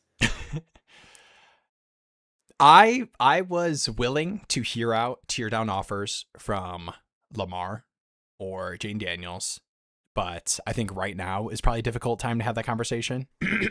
Like you probably want to wait for, the hype of whoever the Ravens' new head coach is. You want to wait for healthy Jane Daniels, what happens in the draft, coaching situation stuff there as well. You were team tear down from JJ. You'd be willing to. Yeah, I think a tear down to JJ or off JJ is something I'd explore to round out depth. And then I think what was the main question was around 208 for Pittman. 208 for Pittman, and I would see if I can get just like an extra throw in, but I don't think that's bad value, to be honest. Yeah, like I would do, especially if you're willing to do tear downs at the other positions, like, either the quarterback or Justin Jefferson. Like if I can do the 208 and I get a future second and I throw you one of my 3rd picks this year or something, I think somebody might be willing to do that. I would definitely counter with that. If somebody's like reaching out for Pittman, I don't know if you could swing that, but I'd be willing to do that, especially with that team. Like I kind of want to just versus like 208 picks, get more flexibility pick wise to kind of fill out the roster, which kind of sounds weird when you're moving off of Pittman, but I think Pittman kind of falls in that range of I'm willing to get seconds and fill out my roster elsewhere, especially when I need to. Okay. Ashton 316 here. Tough first sentence. Despite a strong run, I fell short of the championship again this year. Heading into the offseason with the 102. Whoa, 102 through 105. Let's go. Okay, I will say too, you were 8-6. 8-6. Herbert, Bijan, Jensen, that's pretty solid. Chase, Puka, CD. This is like you and the 102 through the 105. Dude, the Ashton's making some moves. Look at all these picks that are not his. you got the 27 first, and then just every other pick is like still good picks. Like usually when you see all these names, it's like 3rd round picks or something that you've it's like added in. it's like this is bad stuff. 4 firsts, 4 firsts, a second, third, not yours. Let's go. Okay. Given our start 7 format where elite talent is everything, and you definitely have a good team for that. I'm looking for advice on whether to draft or trade for proven stars. Any suggestions on how to best navigate the offseason would be appreciated. I do think, especially like the combination of young and elite, definitely willing to utilize some of these picks to get myself a Trey McBride, get myself a Josh Allen, versus adding, 2 to 3 first round receivers to a Chase, Puka, CD, T-Mac, Parker Washington, Marvin Harrison Jr. room. Well, let me guide you. Yeah, let me guide you through what I would do here. A team called Injured Reserve. Good start. 6-8. Right? A little banged up. Yep. I bring my boatload of picks over and be like, revive your entire roster. I want like Jahmyr Gibbs. Because you're running out. This team probably fell short because it starts 7 and you're starting Ginty while you watch Monunga and Dowdle pop off on your bench. You roll out Gibbs and Bijan, and then you have Ginty as your flex. You're set. Like that to me, like I'm looking at some of these lower rosters and saying, can I get the conversation for some of these elite players that are surrounded by way less elite players? That being said, you might get screwed, because it is a start 7, and he might say, well, Bowers comes back, Nabers comes back, Pickens was good last year, but we don't know if they're going to sign. Burden's kind of breaking out. Gibbs, and he already has 2 first round picks, so it's like I don't know where his picks are, but that's kind of where I would probably start. I'm less inclined to try to upgrade in 1 QB super shallow at quarterback. I already got Herbert. That's pretty solid. Tight end, sure, you can maybe have the conversation, but there's probably some decent tight ends out there as well. Dalton Schultz, Tungus. Like the value is not worth me. Like I can Isaiah Likely trade a second or something. Yeah. To me, I'm like, and honestly, do you just say, hey, do I just take the picks and hope you hit on next year's Egbuka and then use that as a tier up? I mean, if you have so many of those early picks, you're in a 1 QB league, you're going to load up on all those young wide receivers, and then one of them might hit. You could trade Tet right now, load up on all the other all the young wide receivers, and then if one becomes the next, JSN or something, you're like, cool, like that's fine.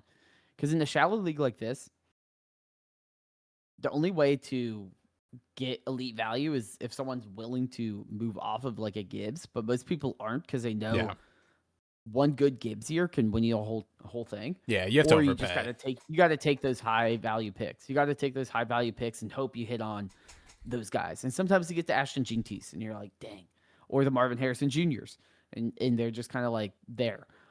Other times you get a guy that goes nuclear like Egbuka through the first 5 weeks and now is valued as like a top 8 guy. Yeah. And frankly, that's probably the best bang for your buck. If these were a little bit later, I'd be way more inclined to say sell. But the fact that you got early picks, I hate to give you the boring answer. Probably just sit on your hands and take these and let these mature into actual players that hopefully at least 1 or 2 of them have a market or are good enough to actually crack your lineup here. All right. That was great. Now let Will's id take over and just it's similarly aligned with what you said with the Gibbs move. Like realistically, how many of these firsts would you have to move straight up for Gibbs from this team? Like, do you think it would need to be 3 in how shallow this format is in that 102 to 105 range? Do you think that's what you would have to pay to get Gibbs? Probably. I think at least. I think I would do that. Especially, and that's a little bit more. And on my teams where I have multiple firsts and in future years, like still has 2 firsts and 27, extra second in 27, still has your 28 first. On these kind of teams, especially in a shallow format, I am fine overpaying if I'm still able to hold the flexibility in the future, and you're able to roll out Herbert, Bijan, Genty. I mean, dude, the tough thing is you can't even start Gibbs, I guess, right? No, you start Gibbs over Genty for sure. Yeah, I mean, I think you have some options. Like you can move Tet, you can move Genty, you can Genty in the first plus. You can move maybe that move Tet makes and Marv in a first, or you could just send all the first. I think, but I also think there's a chance where he's like, why would I move Gibbs? Gibbs is like RB2 in Dynasty. Yeah. And I only start in this format. You're only starting 5 meaningful players, to be honest. Yeah. Between the wide receivers and running backs, tight end, quarterback don't really matter. This is why you play in deep leagues, man. Like to me, it's like literally you have to hit on the JSN type of years to win this. And if you can get the Gibbs deal done, I would certainly be aggressive about that. Would you be more aggressive at the tight end spot? Happens, you need to go after. Like I like Gadsden. There's no tight end premium, but just in terms of like individual spot difference making production, would you knock on like the Trey McBride, Brock Bowers doors? I'd maybe go to I'm sick right now. The team, they have Colston, Loveland. If I really want like a guy that could be a guy, I would go here. No 26 first. I can probably send a single first and get in the conversation, or just pick up a gross guy like Kelsey and be like, hey, I'll roll with Kelsey. But that I'd probably go that route versus paying the elite Bowers price. And then if Bowers gets hurt, I'm like, crap. Like I burned so much value. That's like, that's like the little like tree air freshener that you put in the car. It's like it's not going to make a bad car good. It might make a good car better, but like Bowers on a bad team is still a bad team. Whereas having Gibbs could win you much more in this type of format. Yeah. All right, I am pulling up. He said pitch to add an extra starter. I definitely echo that. I'll hit this one quick. Alvarado, he said, hey guys, any reason my offseason trades aren't on my team page yet? Thanks.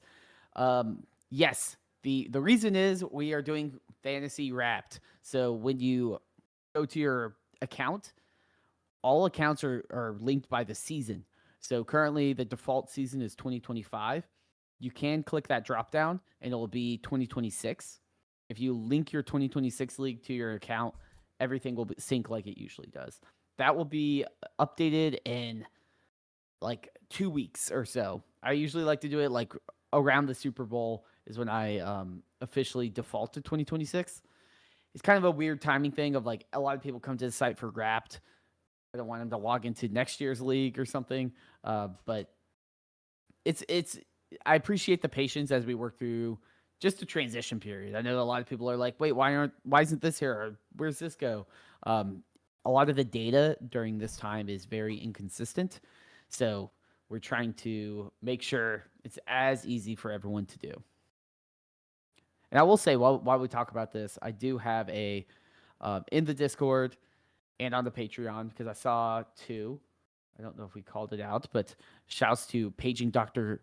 Crutch. He said, been on the Patreon. He's commented before, but he just joined the Discord, so definitely do that. But I do have a Google form that people can fill out to just give me some feedback on the site, things, any ideas. If you're sitting there with your boys on Dynasty Daddy and you're like, man, it'd be sick if they had this, let me know. A lot of times I just get bored. I'm like, oh, this is a cool idea.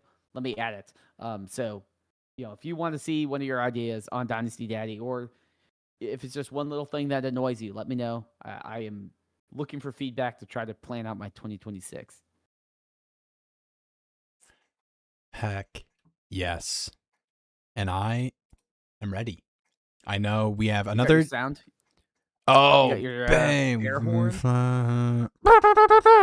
Hola, you know this, boy. All right, I had to move. I'm in a new spot. I don't know if you guys can tell. Did not set up the stream deck for me to be able to play the fun sounds. So Kyle, I kinda like that apologize. more, man. All right, maybe I'll record myself doing it, and that'll be the new sounder is me doing it, but not live. Yeah, stop the whole show for Ooh. that. That was good though. All right, I will. I'm gonna get the next one ready, but wanted to pull up the Jake message. Sup, y'all? I'm alive. It's day 2 of the off season for Panthers fans. You made it farther than the Lions. Jake, I will say, as a lifelong Panthers fan, most seasons actually start right now, when it's drafts talk. Sounds perfect. Let's go. And shout out to Kyle. We're pulling this one next. I just finished. That was perfect. I just finished Attack on Titan. W show. Oh. W show. W show. All right. LD and Elite is the team name. If you know, you know. All right. If you know, you know. All right. So I don't have a message here, but this was just a what should I do with this team message. Open ended. Yeah, that. Okay, also, yeah. What should we do? Also, I have to pee. We're going lightning mode, but good lightning mode. Oh crap! Not just lightning mode because we're running late, but lightning mode efficient. Okay, there we go. Purdy T-Law. Brissett Fields. It's an early pee. The kitchen's got that's no effects. Genty, Quinchon, Manungai, Vidal, Rocket. Oof. Marv, Travis Hunter. Wait, tough wide receiver room. Got some late first. Wait a minute. This team was second? This team has their own pick, which is the 111. Wow. Congrats. I don't know how that happened. Yeah, congrats. No offense. No bout. Well, I guess Chris Rodriguez in your starting lineup right now. I want the 101, 102, and 104. Check the next message. Are you gonna make me do the live? I'm clicking around my tabs. Live waiting. Actually. All right. I went to full screen Jeremy while I was clicking around. Well, he has Jake Tunges though, so that is worth a second round pick. Get a second. Potentially. Hold. Dang, we got me on full. Yeah, come on, man, improvise. You know. All right, here we go. I got the message. Come on. We're in off season mode already. Xavier Leggett. Any Leggett fans? Hey, Panthers are in Cancun. That's all I gotta say. What would you send for Coker if you needed a wide receiver? What's the most you would send for Coker? And I think a second plus a piece, like a smallish piece. Dang, I'm with it. I was surprised to hear it. I think it's. I mean, now again, this is something I'm a believer in. I don't want to be sending trades for players that could turn to dust. Yes, especially That's seconds. Not what I want. Coker could totally be someone that loses his target share, but I think he's been pretty impressive. So I feel good about Coker, to be honest. Yeah, I think he's curious good. what some of the trades look like. Christian Watson for Jalen Coker, Rico Dowdle for Jalen Coker, 27 seconds. Kamara in the 4th. I would take easily. I'm gonna ask this to Dynasty Jake while I'm reading the Kyle message here. Is Rico a Carolina Panther next year? And what's your guess on the contract if the answer is yes? Because that was a pretty interesting game and a pretty interesting end of the season, I think, for expectations for what that'll look like. All right. So thinking of getting the 101, 102, and 104. League doesn't value picks. Willing to sack all picks and Judkins. I mean, I would love to get access to the 101, 102, 104. Let's start at the top. What's a realistic deal? I mean, do you want to move off of Hunter or Marv? Can I re-roll them into a pick? This team, I will say, like, not valuing picks, I understand, but I do think that the most basic, average, not super crazy into Dynasty, but in a Dynasty league manager would look at this team with DeAndre Swift, Caleb Johnson, Alvin Kamara, Isaiah Pacheco, and be very excited to add Jeremiah Love to this team. So, and I don't think you can come with receivers. I think it would have to be like a Quinchon plus type of deal, just to let them address the running back position while also adding on top of it. So what would you add on top of Quinchon to go get Jeremiah Love? Oh man. The 208, I don't think does it. Okay. You see 108. No, Yeah. not, I think the 108 is a decent starting point. Yeah. But I mean, Judge is injured, and it's a late first. Like I think you're gonna need probably the 108, maybe the 203 to really get it done. I will add an extra wrinkle. I don't know if you saw. It's a half PPR, half PPR tight end premium. So a lot of these guys, Tunges, Kraft, Bowers, going to be flex worthy plays.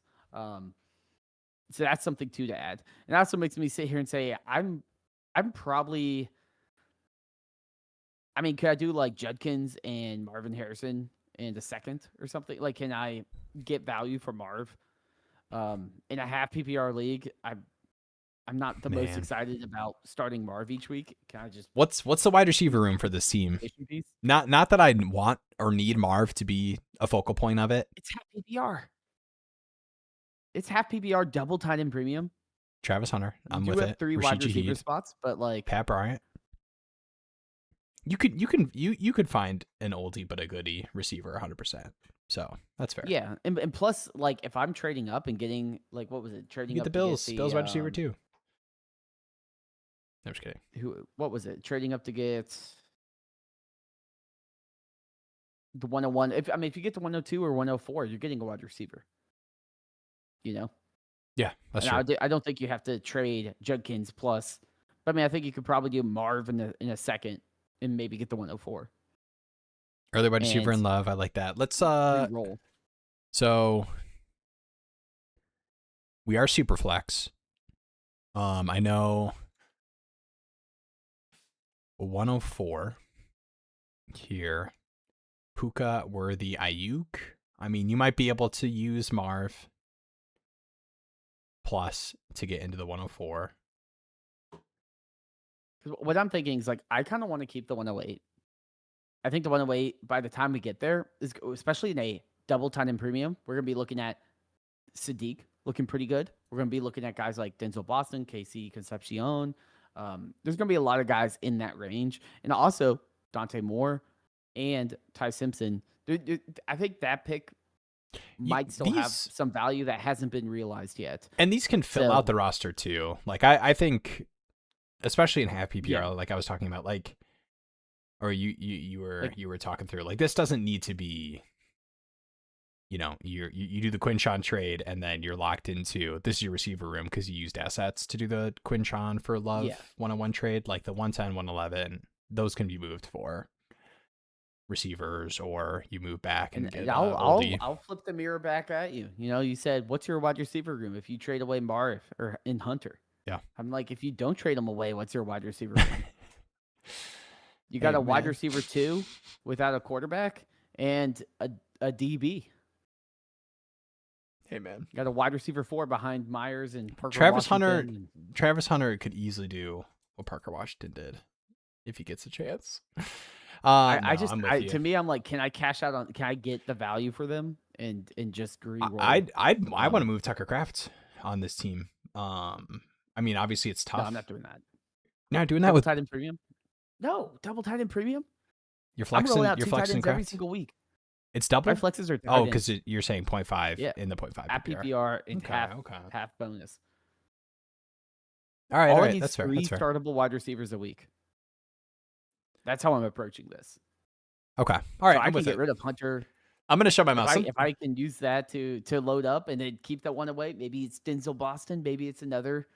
First down bonuses. Okay. Denzel Boston is probably going to score more points than a DB. At least I think that's how it works. The first down bonuses makes me really also want to be playing running backs too. Yeah. So like I am even more excited to try to do that Jeremiah Love trade. Okay. There's sometimes you go 0 for 3 against Jeremy in the roster review takes, and you just need to take a step back. Any closing words on advice? You're locked right now. I'm locked. Yeah, like you're locked in. You're not hip with the kids on this team or just in general. This team specifically. So like trying to move into. So let's do this. We'll close on this. The 104 or 10. Let's look at this 104 team. So if The goal was to get one of the receivers. Do you think? Okay, I'm going to stop myself, Jeremy. The 3-0. Do you think it's now? Granted, Kyle mentioned that picks are not valued, so this is not. I'm not really considering that too strong when I ask you this. Okay. Considering the format and what you talked about, is it worth it to be utilizing pieces and picks and assets to try to get into a range to take one of those? I got ass. I got to switch off of this team. Sorry. Is it worth it to be using assets to go up to get a first round receiver in a 0.5 PPR? Is that like worth the risk of what you have to pull together to get up in that range? In most cases. Now, granted, if picks really don't matter and you can move in there pretty easily, like from the 110, 111, I'm all for it. But my understanding in my leagues, what it would cost for me to get into a first round receiver, I don't know if it's worth it, even with this wide receiver room in 0.5 PPR. I would say it probably is, because the one thing is you do have a start 3 wide receivers every week. Yeah. And given this team, now am I trying to trade away a lot of my running backs? Am I trying to trade away? No, I'm not trying to do that. But if I can find a way to take Marvin Harrison plus something and get a reroll at a top end talent, I'm doing that. Yeah, I'm willing to do that, like, for sure. That is how I'm approaching it. Is like, can I take a Travis Hunter plus the 111 and get a reroll? Like, I just don't want to deal with the headache of them. And because I do need to start 3 guys I feel good with, and I can live or die by, the rookie wide receiver hype train that is Jordan Tyson or whoever's the 104. Yeah. With a guy I can't really play in that spot. It's not that it's not super valuable. They certainly are valuable, but the Harrison, the Hunters, there's a lot of negative sentiment. It's going to take a lot for them to get their value back. And it's also going to be a lot for them to actually put up meaningful fantasy football production. And I have to start 3 a week. So that, to me, I'm like, okay, I'm okay doing that. Now, if you're saying trade up for a flex spot, maybe there's other options. Maybe I hold on to that and go after the prices and, some of the running backs that might be available in the 110, 111 that could break out. But, I think that's what you kind of do with any of these leftover picks, is you say, any interesting tight ends, any interesting running backs, let me target those guys. Yeah. Yeah, that was my only thought too. Like, now if picks are undervalued, that kind of changes the equation. But to me, in this format, anybody that's like, watching the Dynasty Daddy trade show or, consumes any kind of content would understand that this format does not favor having a strong wide receiver room. And so it should be easier to buy Stephon Diggs, Juwan Jennings, these like whatever receivers that don't have a ton of dynasty value, but like can give you decent production, because people care more about hitting at running back or tight end. So in terms of like, that's my only thought of, should we be using picks to get up into that range? Now, if it's a Marv reroll, I get that. But I would be looking at is like, can I staple the 203 and Marv and get a reroll? Yeah. Can I, or the 111 and one of these guys? I'm not looking at like, let me reroll Ginty, because if Ginty sucks, it's still going to be more valuable if he hits. Yeah. Like, Ginty's probably not going to suck. Like, there's going to be enough. Like, even if he's mid and becomes like DeAndre Swift, it's still like DeAndre Swift is someone you're starting. Yeah. I just, like Shaheed is about as good a bet as Hunter and Harrison right now. So I would rather say, let me cash out on that value before all of a sudden everyone treats Marvin Harrison Jr. like, Jordan Addison or worse. Yeah. See, look at this. Boom. Hunter has no value in my league. Like, the Hunter value to me, I'm like really trying to get out on. Like, can I get anything to get out of these guys? Just re-roll. What pick? And take another shot on a rookie. If you had to, with what Hunter? you know right now, what pick would you be? Am I trading for Hunter? Trading away. So you're trading Hunter away and you're getting this pick. When have we gone too far? Hunter away. Ooh, I think maybe the 204. Okay. Wow.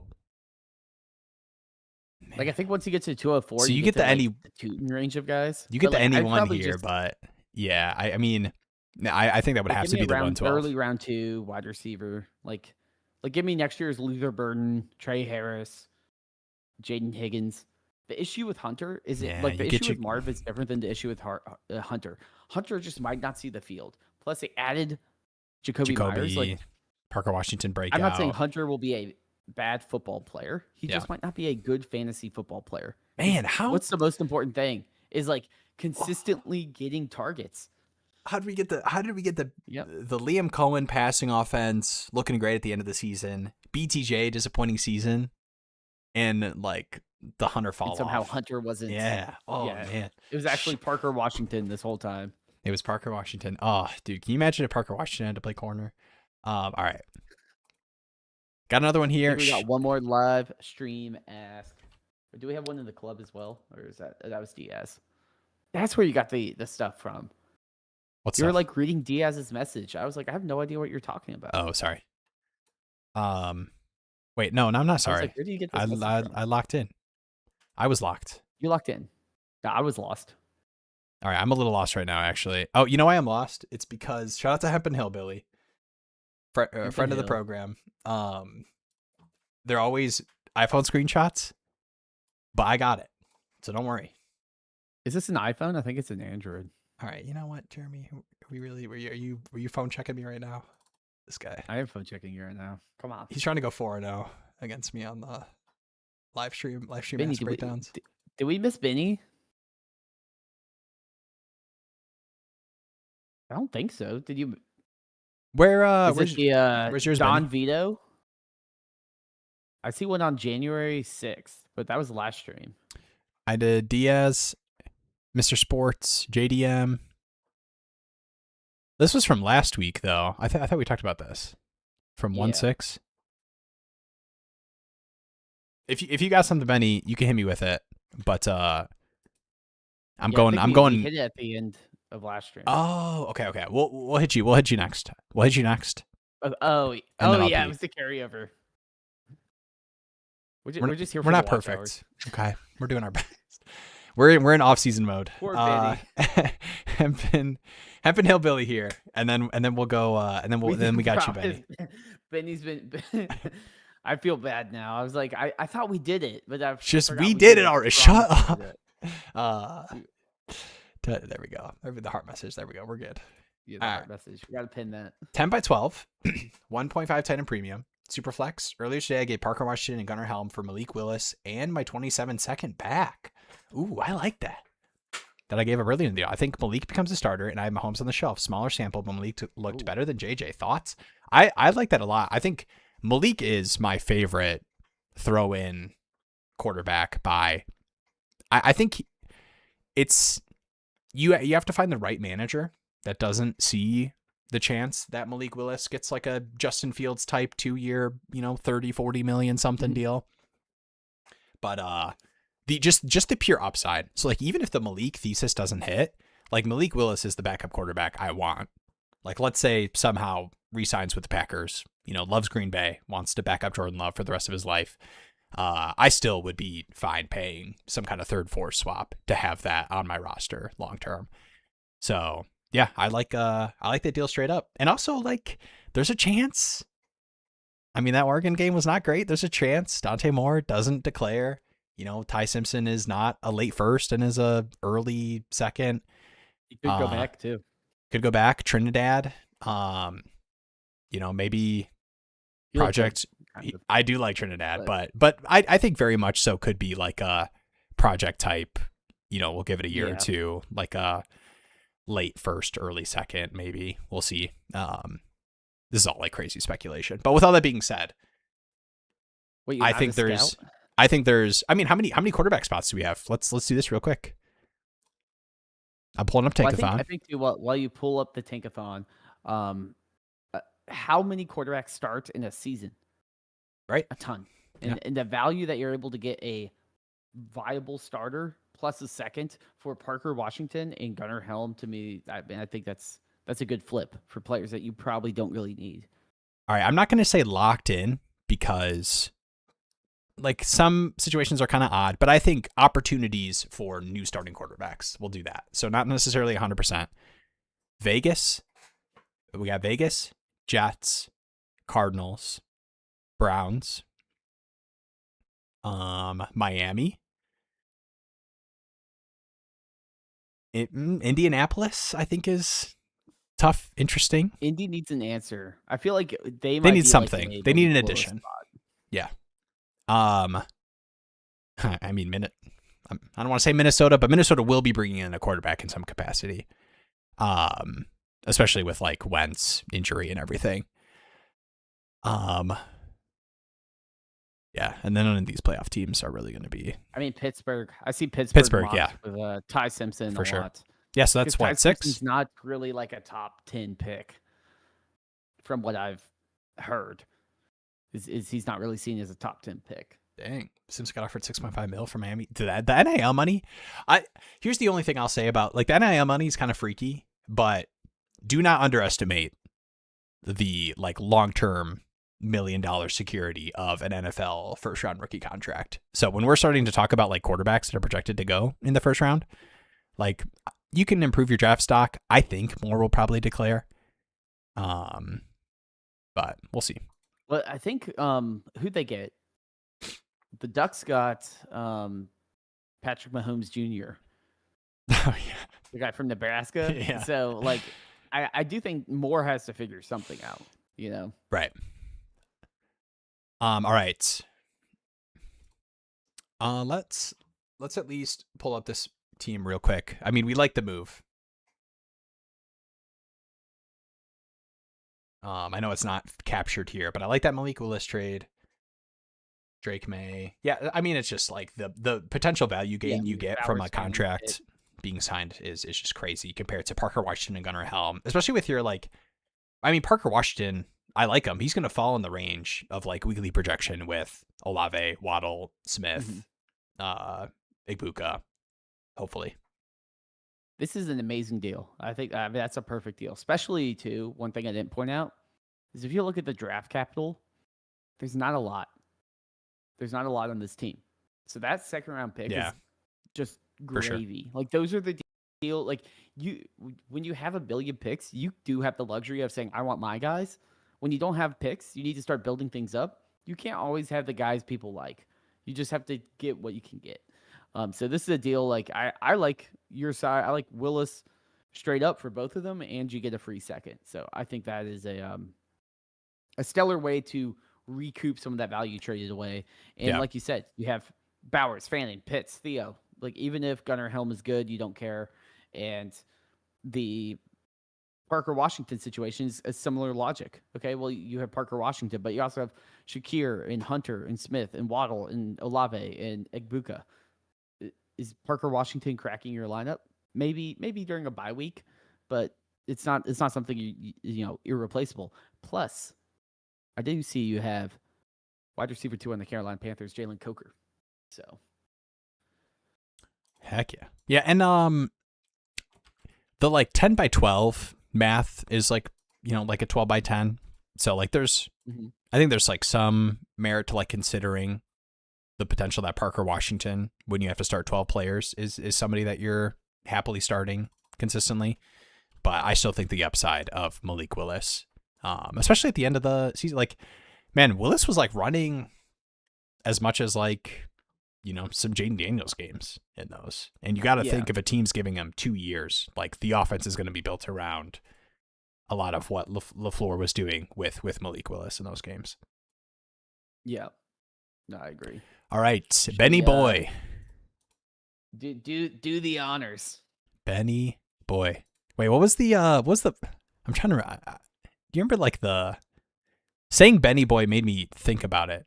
We were like calling somebody some weird name a couple weeks ago. Let's do it. I'm trying to remember. I do remember we called. I forgot what it was. I think somebody said something goofy that made me. All right, Benny Boy, I got you. Maybe it was Benny Boy. Honestly, I could see myself saying that. We can't make fun of Benny Boy and then not do his roster for the whole for a whole 2 shows. Yeah. All right, here we go. Bang, Benny. We got the Don Vito Corleone. proudly commish. I am somehow the number 1 ranked roster, but I have a lot of question marks on my team. Travis Hunter, Saquon, other RBs with RJ Harvey, Kenneth Walker. Woody Mark's workload was looking pretty good. He has not been amazing this year, but I was able to get a late first, 109, and Bowers for Herbert at the deadline. So, ooh, I like that.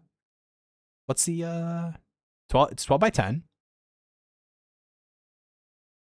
0.5 tight end premium. What was it? That was my big question there. Wow. Late first and Bowers for Herbert at the deadline. Oh, what a trade. That's beautiful. Especially with Yeah, it. that's a good trade. Jaden Daniels, Jackson Dart, QB room. Mhm. Let's go. My league is very active.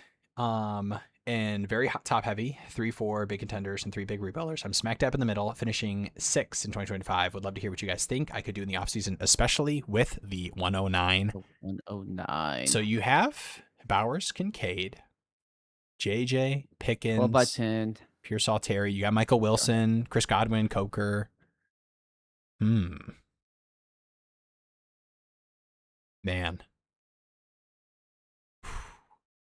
I do think, all right, we will give you a more reasonable, fun answer than what I'm going to give you right now. But I do think that seeing what happens with Kenneth Walker in the offseason will be pretty impactful for like next steps for this team. And you could say ETN as well with Tootin, but my guess is that ETN probably stays in Jacksonville, some kind of team-friendly re-sign. But I think Kenneth Walker, if there's some sort of move or re-sign, you can kind of reevaluate. But I guess when you look at this roster, what are you thinking with the 109? I know that's we talked about how tough that range is to like speculate, but Yeah, I mean it's hard to know. To me, I'm trying to just can I move up like a few spots at least and then take that, or can I try to get? You're gonna hear it again. Can I staple on Hunter to that 109 and get into like one of the big 4 picks?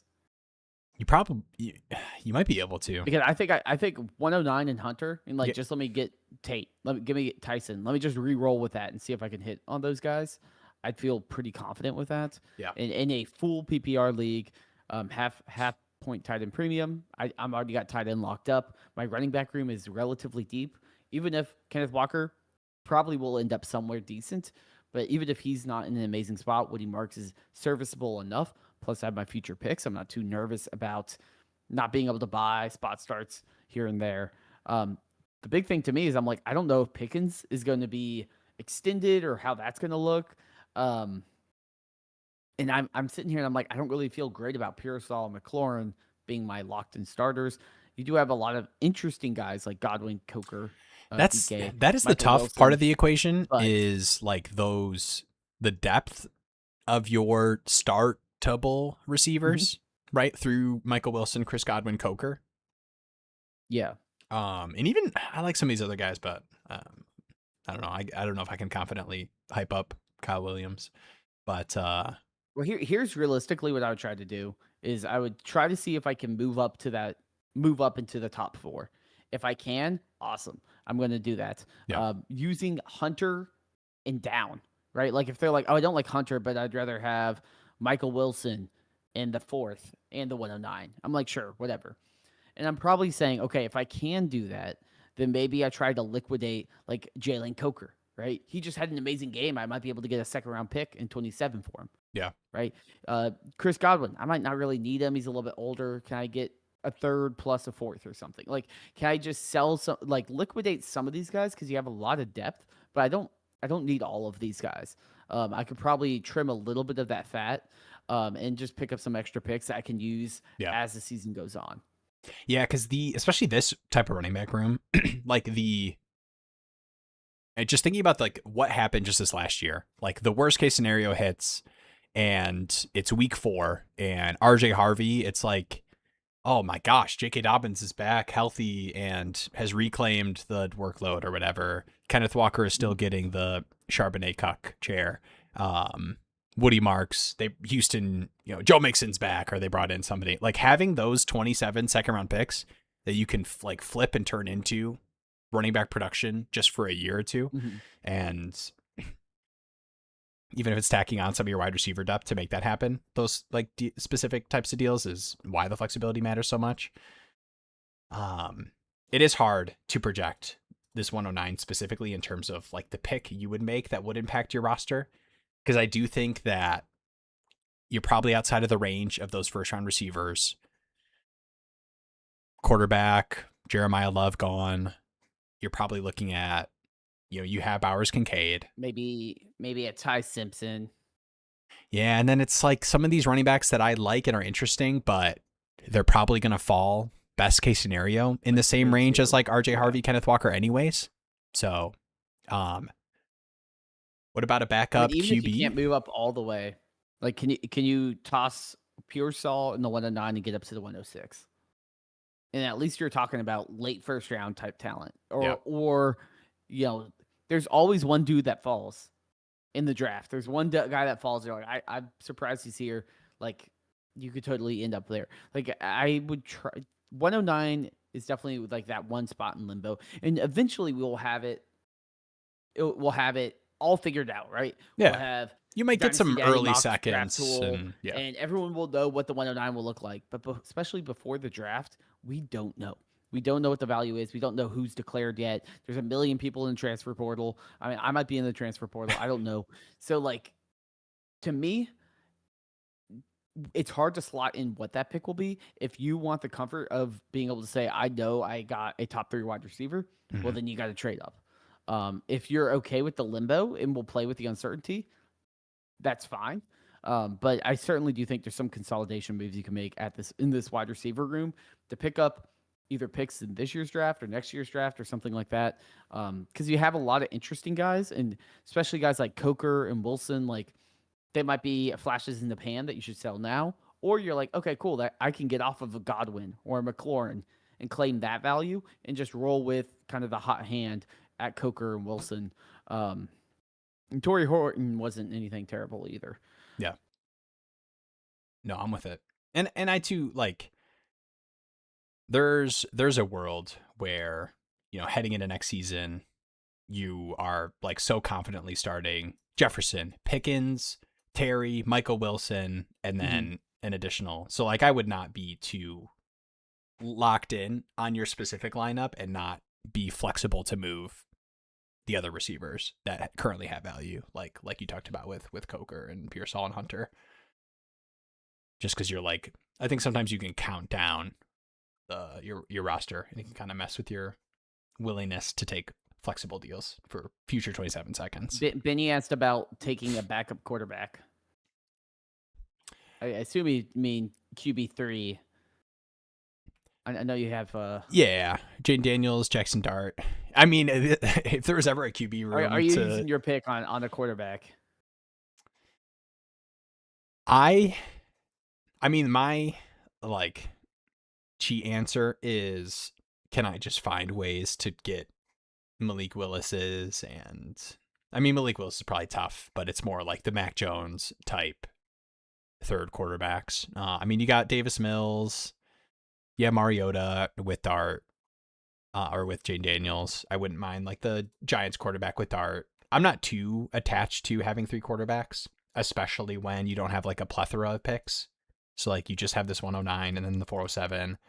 So like kind of, you're not improving your roster in your weekly projection for next season by taking a third quarterback here.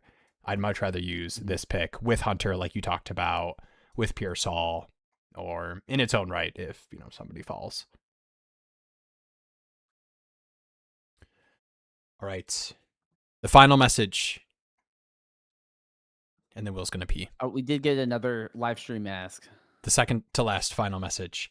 Good evening, gents. It shouldn't. I don't think this one will be too hard. No, appreciate you. Thank you, Benny, for waiting a week for that. Much love. Appreciate it. Good evening, gents. I'm staunchly against the 26 class. When is the hottest time to strike if I want to move rookie draft picks? But I will admit my earliest picks I have are the 112 and the 201. Even the 112 and 201, even if you hate all the prospects, everyone that, NFL Stock Exchange and every mock draft you're looking at, you hate all of the players that are projected to go in those ranges.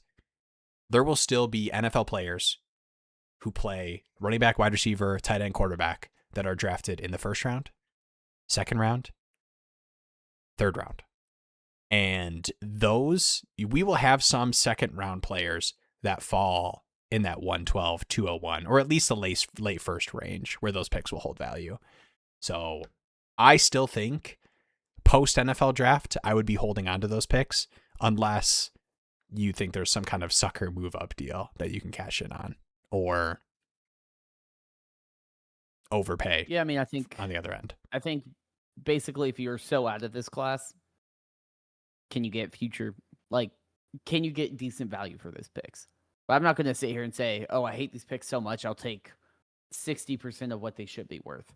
That doesn't sit right to me. Because like you said, every year, Harold Fannin's like a mid to late third round pick. Gadsden, his fourth round pick. Like all these guys come out of nowhere and become players. And it's not saying, hey, you'll hit on those, but late first, early second, that's still good odds. Like we still have a good idea of what picks will matter in that range. And you might not like the players, but like I wasn't always the biggest fan of certain players, and they turned out to be really good. Like I remember if you go back and both of us were like, yeah, Quinshon Judkins, not really the range, like kind of the big drop off. Like we don't really like him. He turned out to be pretty good pre-injury. So to me, I always want to have a first round pick. Like even if it's the 112, like I think I can at least get some sort of valuable player, and someone will believe in that player even if they stink into the season, unless if they have like Caleb Johnson year, which even then there's still people that will give you probably a late second for Caleb Johnson.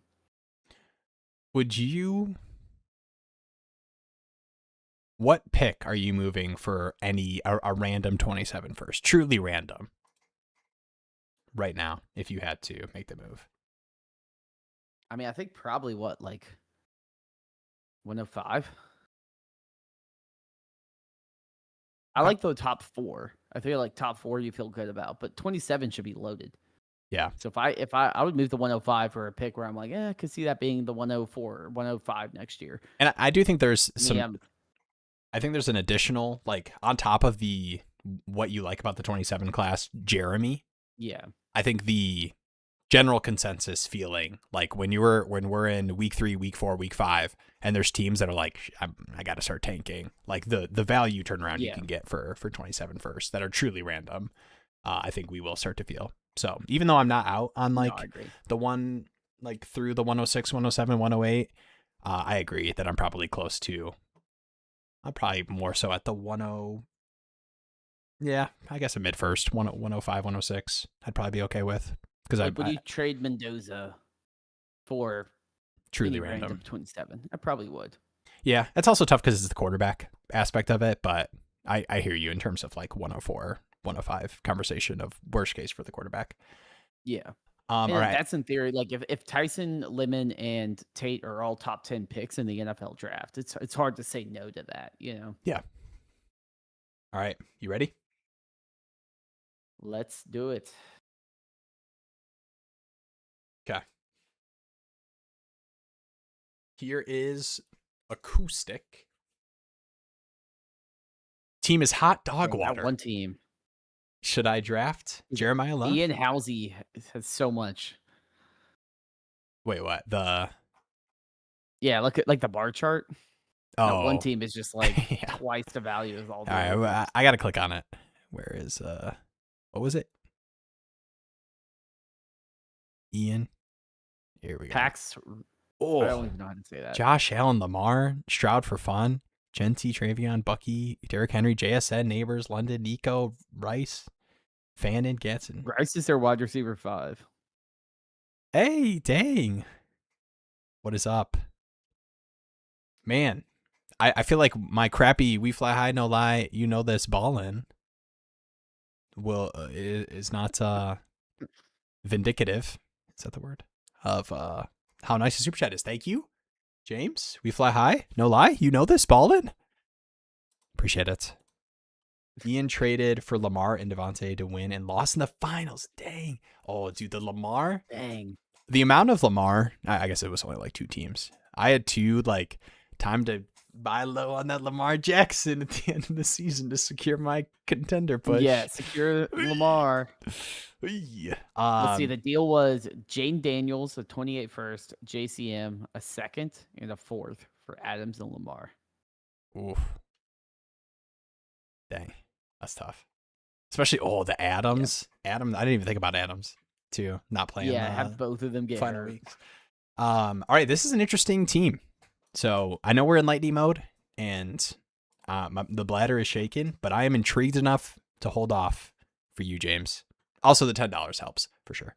All right, my team is hot dog water. Should I draft Jeremiah Love or try to get a haul? Please don't laugh at the amount of picks I have in 26 and 27. I think that's awesome. I'm not laughing though. at picks, man. No, heck no. Especially when it's the 101, 104, 105, 108, 112 this year. Mm-hmm. You have Dart. Hey, I honestly, some people might be scared of this QB room. Dart, Shuck, McCarthy. I think you have 3 starting quarterbacks next season. You have T-Mac, Burden, Coker, Trey Harris. You could probably use, the 104 pick is potentially a wide receiver on top of the 101 being Jeremiah Love. Tonjes. Are you just I'm kind of fine making picks here. I know, like, on these really, really bare teams, you don't love to, but look at these 27 picks too. I kind of am fine just taking the ones I know are going to cash, right? Like, what would you even... I almost don't even want to talk through what the 101 tear down would be. Like, the whole you're not ready for Jeremiah Love. Like, think about you're not ready for Bijan. How those managers feel if that turned into Marvin Harrison Jr. and whatever. Yeah, I mean, I think there's a couple things to touch on here. I don't think your initial thought is bad, and saying should I trade Jeremiah Love for a haul? You know what I learned looking at the amount of picks you have is how to get a haul, right? You've done this before. Yeah. You're like, I need to trade this guy for a haul. Now's the time, I think, given that you have all of these picks, adding more to it or kicking the can further down the road almost doesn't make sense. What you want is the 101. You want to have that Jeremiah Love. You want Jeremiah Love in Kansas City. Like, that's going to be the most RB1 right out of the gate. Like, people are going to hype him up like crazy. So, and the fact is, if you didn't have any other picks and you had just this team and you're adding Jeremiah Love, that's when you're like, okay, yeah, I should split it, get the haul, at least add 2 or 3 players to this thing. The thing is, you already are going to do that where you are now. So for me, I'm going in. I'm taking Love. I'm hoping someone reaches on Mendoza because, like you said, you have decent enough quarterbacks to make it by, and maybe I can walk away with 2 of the top 3 wide receivers as well with the 104 and 105. Yeah. I think this is a phenomenal spot to be. These 27 picks. Whew.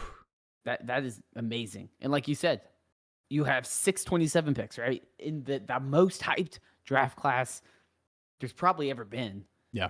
I mean, I can't think of one that's been more hyped. I mean, I don't really know what more you could want. This is going to be the 2 most fun years of your life because you don't care about winning in Dynasty. Yeah. And you're just going to be walking away with all the fun, sexy young players.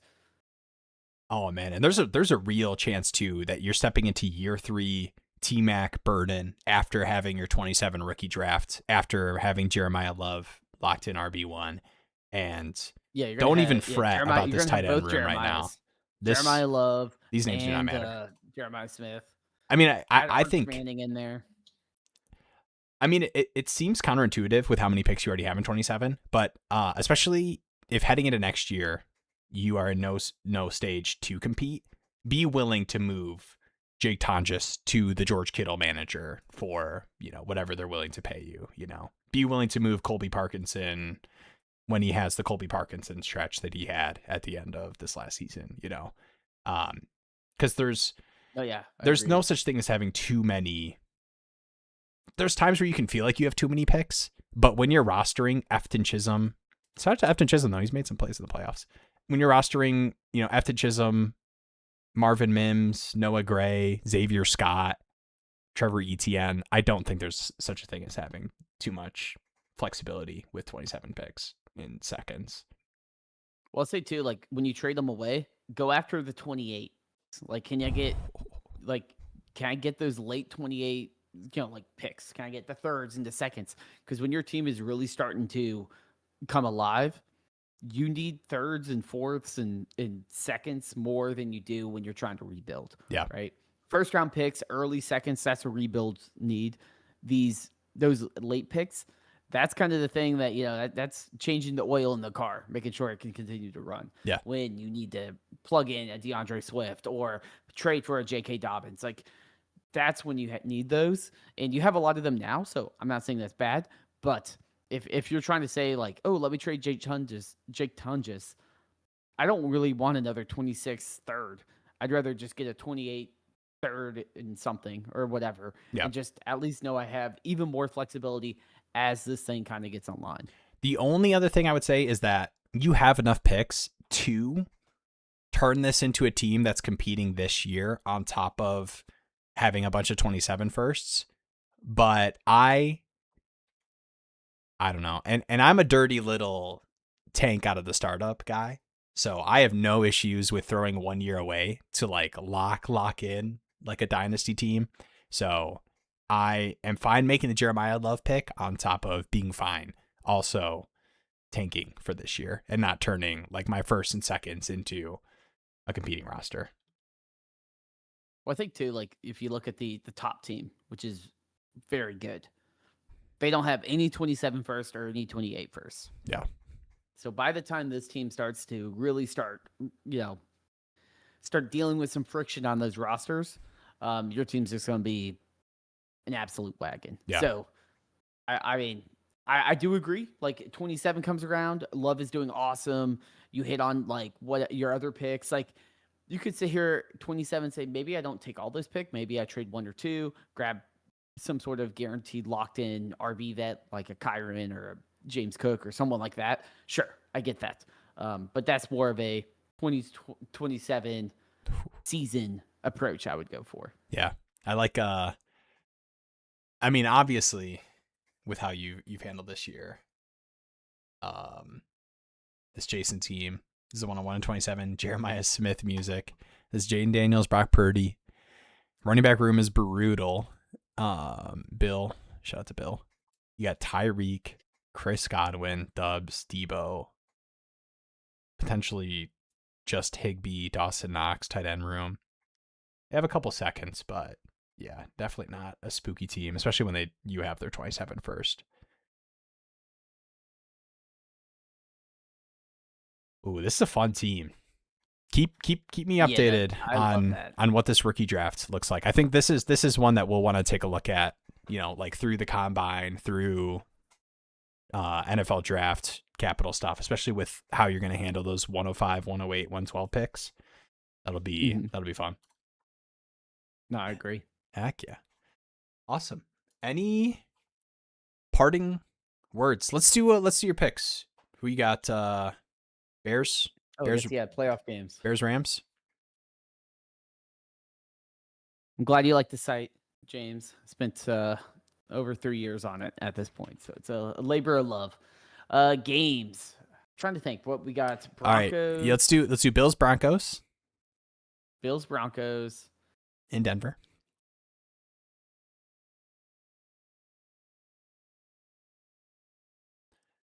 I will say, part of me just wants to believe that Josh Allen, Bills, like this is the year. No Lamar, no Mahomes. Yeah, like part of me really wants to believe that, but I'm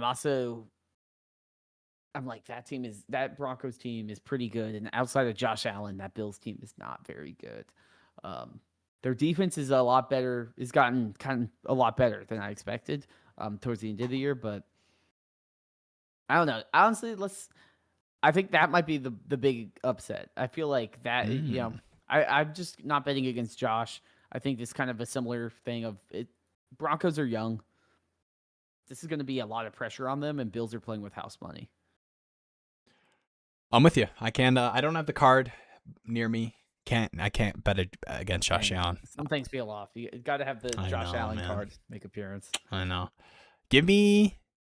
I think the New England. I wonder what these lines are. I actually don't even know what the spreads are for the games. I assume the Bills Broncos one is pretty close.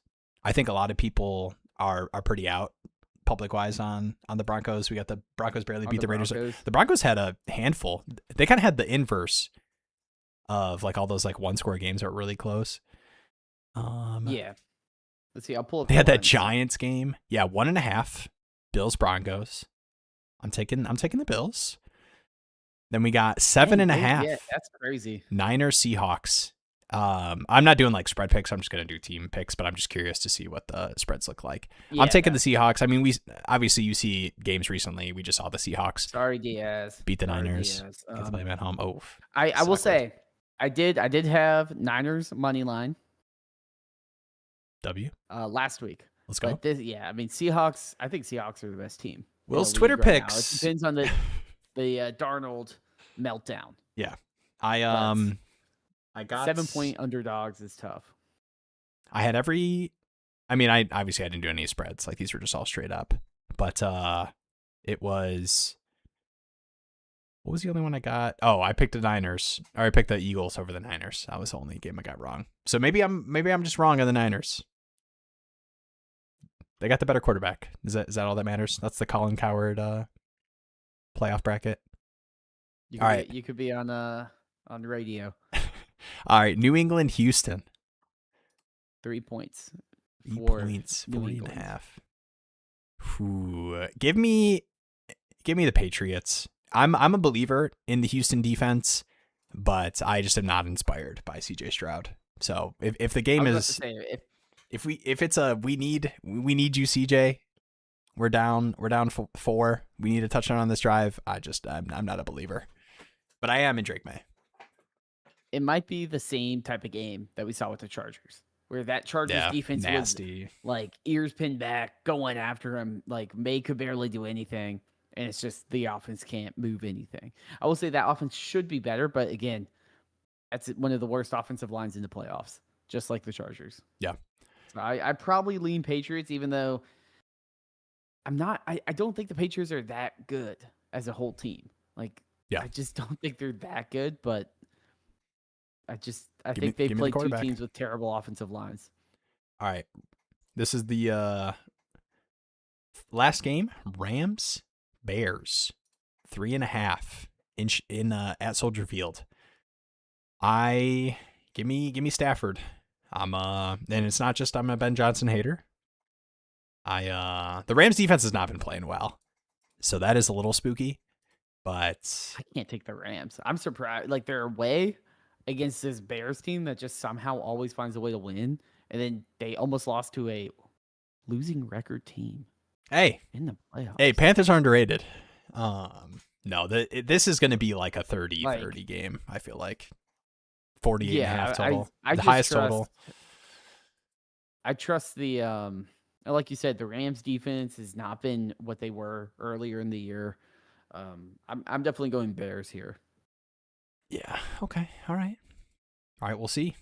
Keep track. We'll revisit this Tuesday. See how we did. Keep track. Yeah. All right. I am gonna go pee. Thank you all for watching. Much love. Like, subscribe. Anything else? Do all the YouTube things. Do the YouTube stuff. And stay tuned. We'll be back here Tuesday, 9 p.m. Eastern time. Peace out.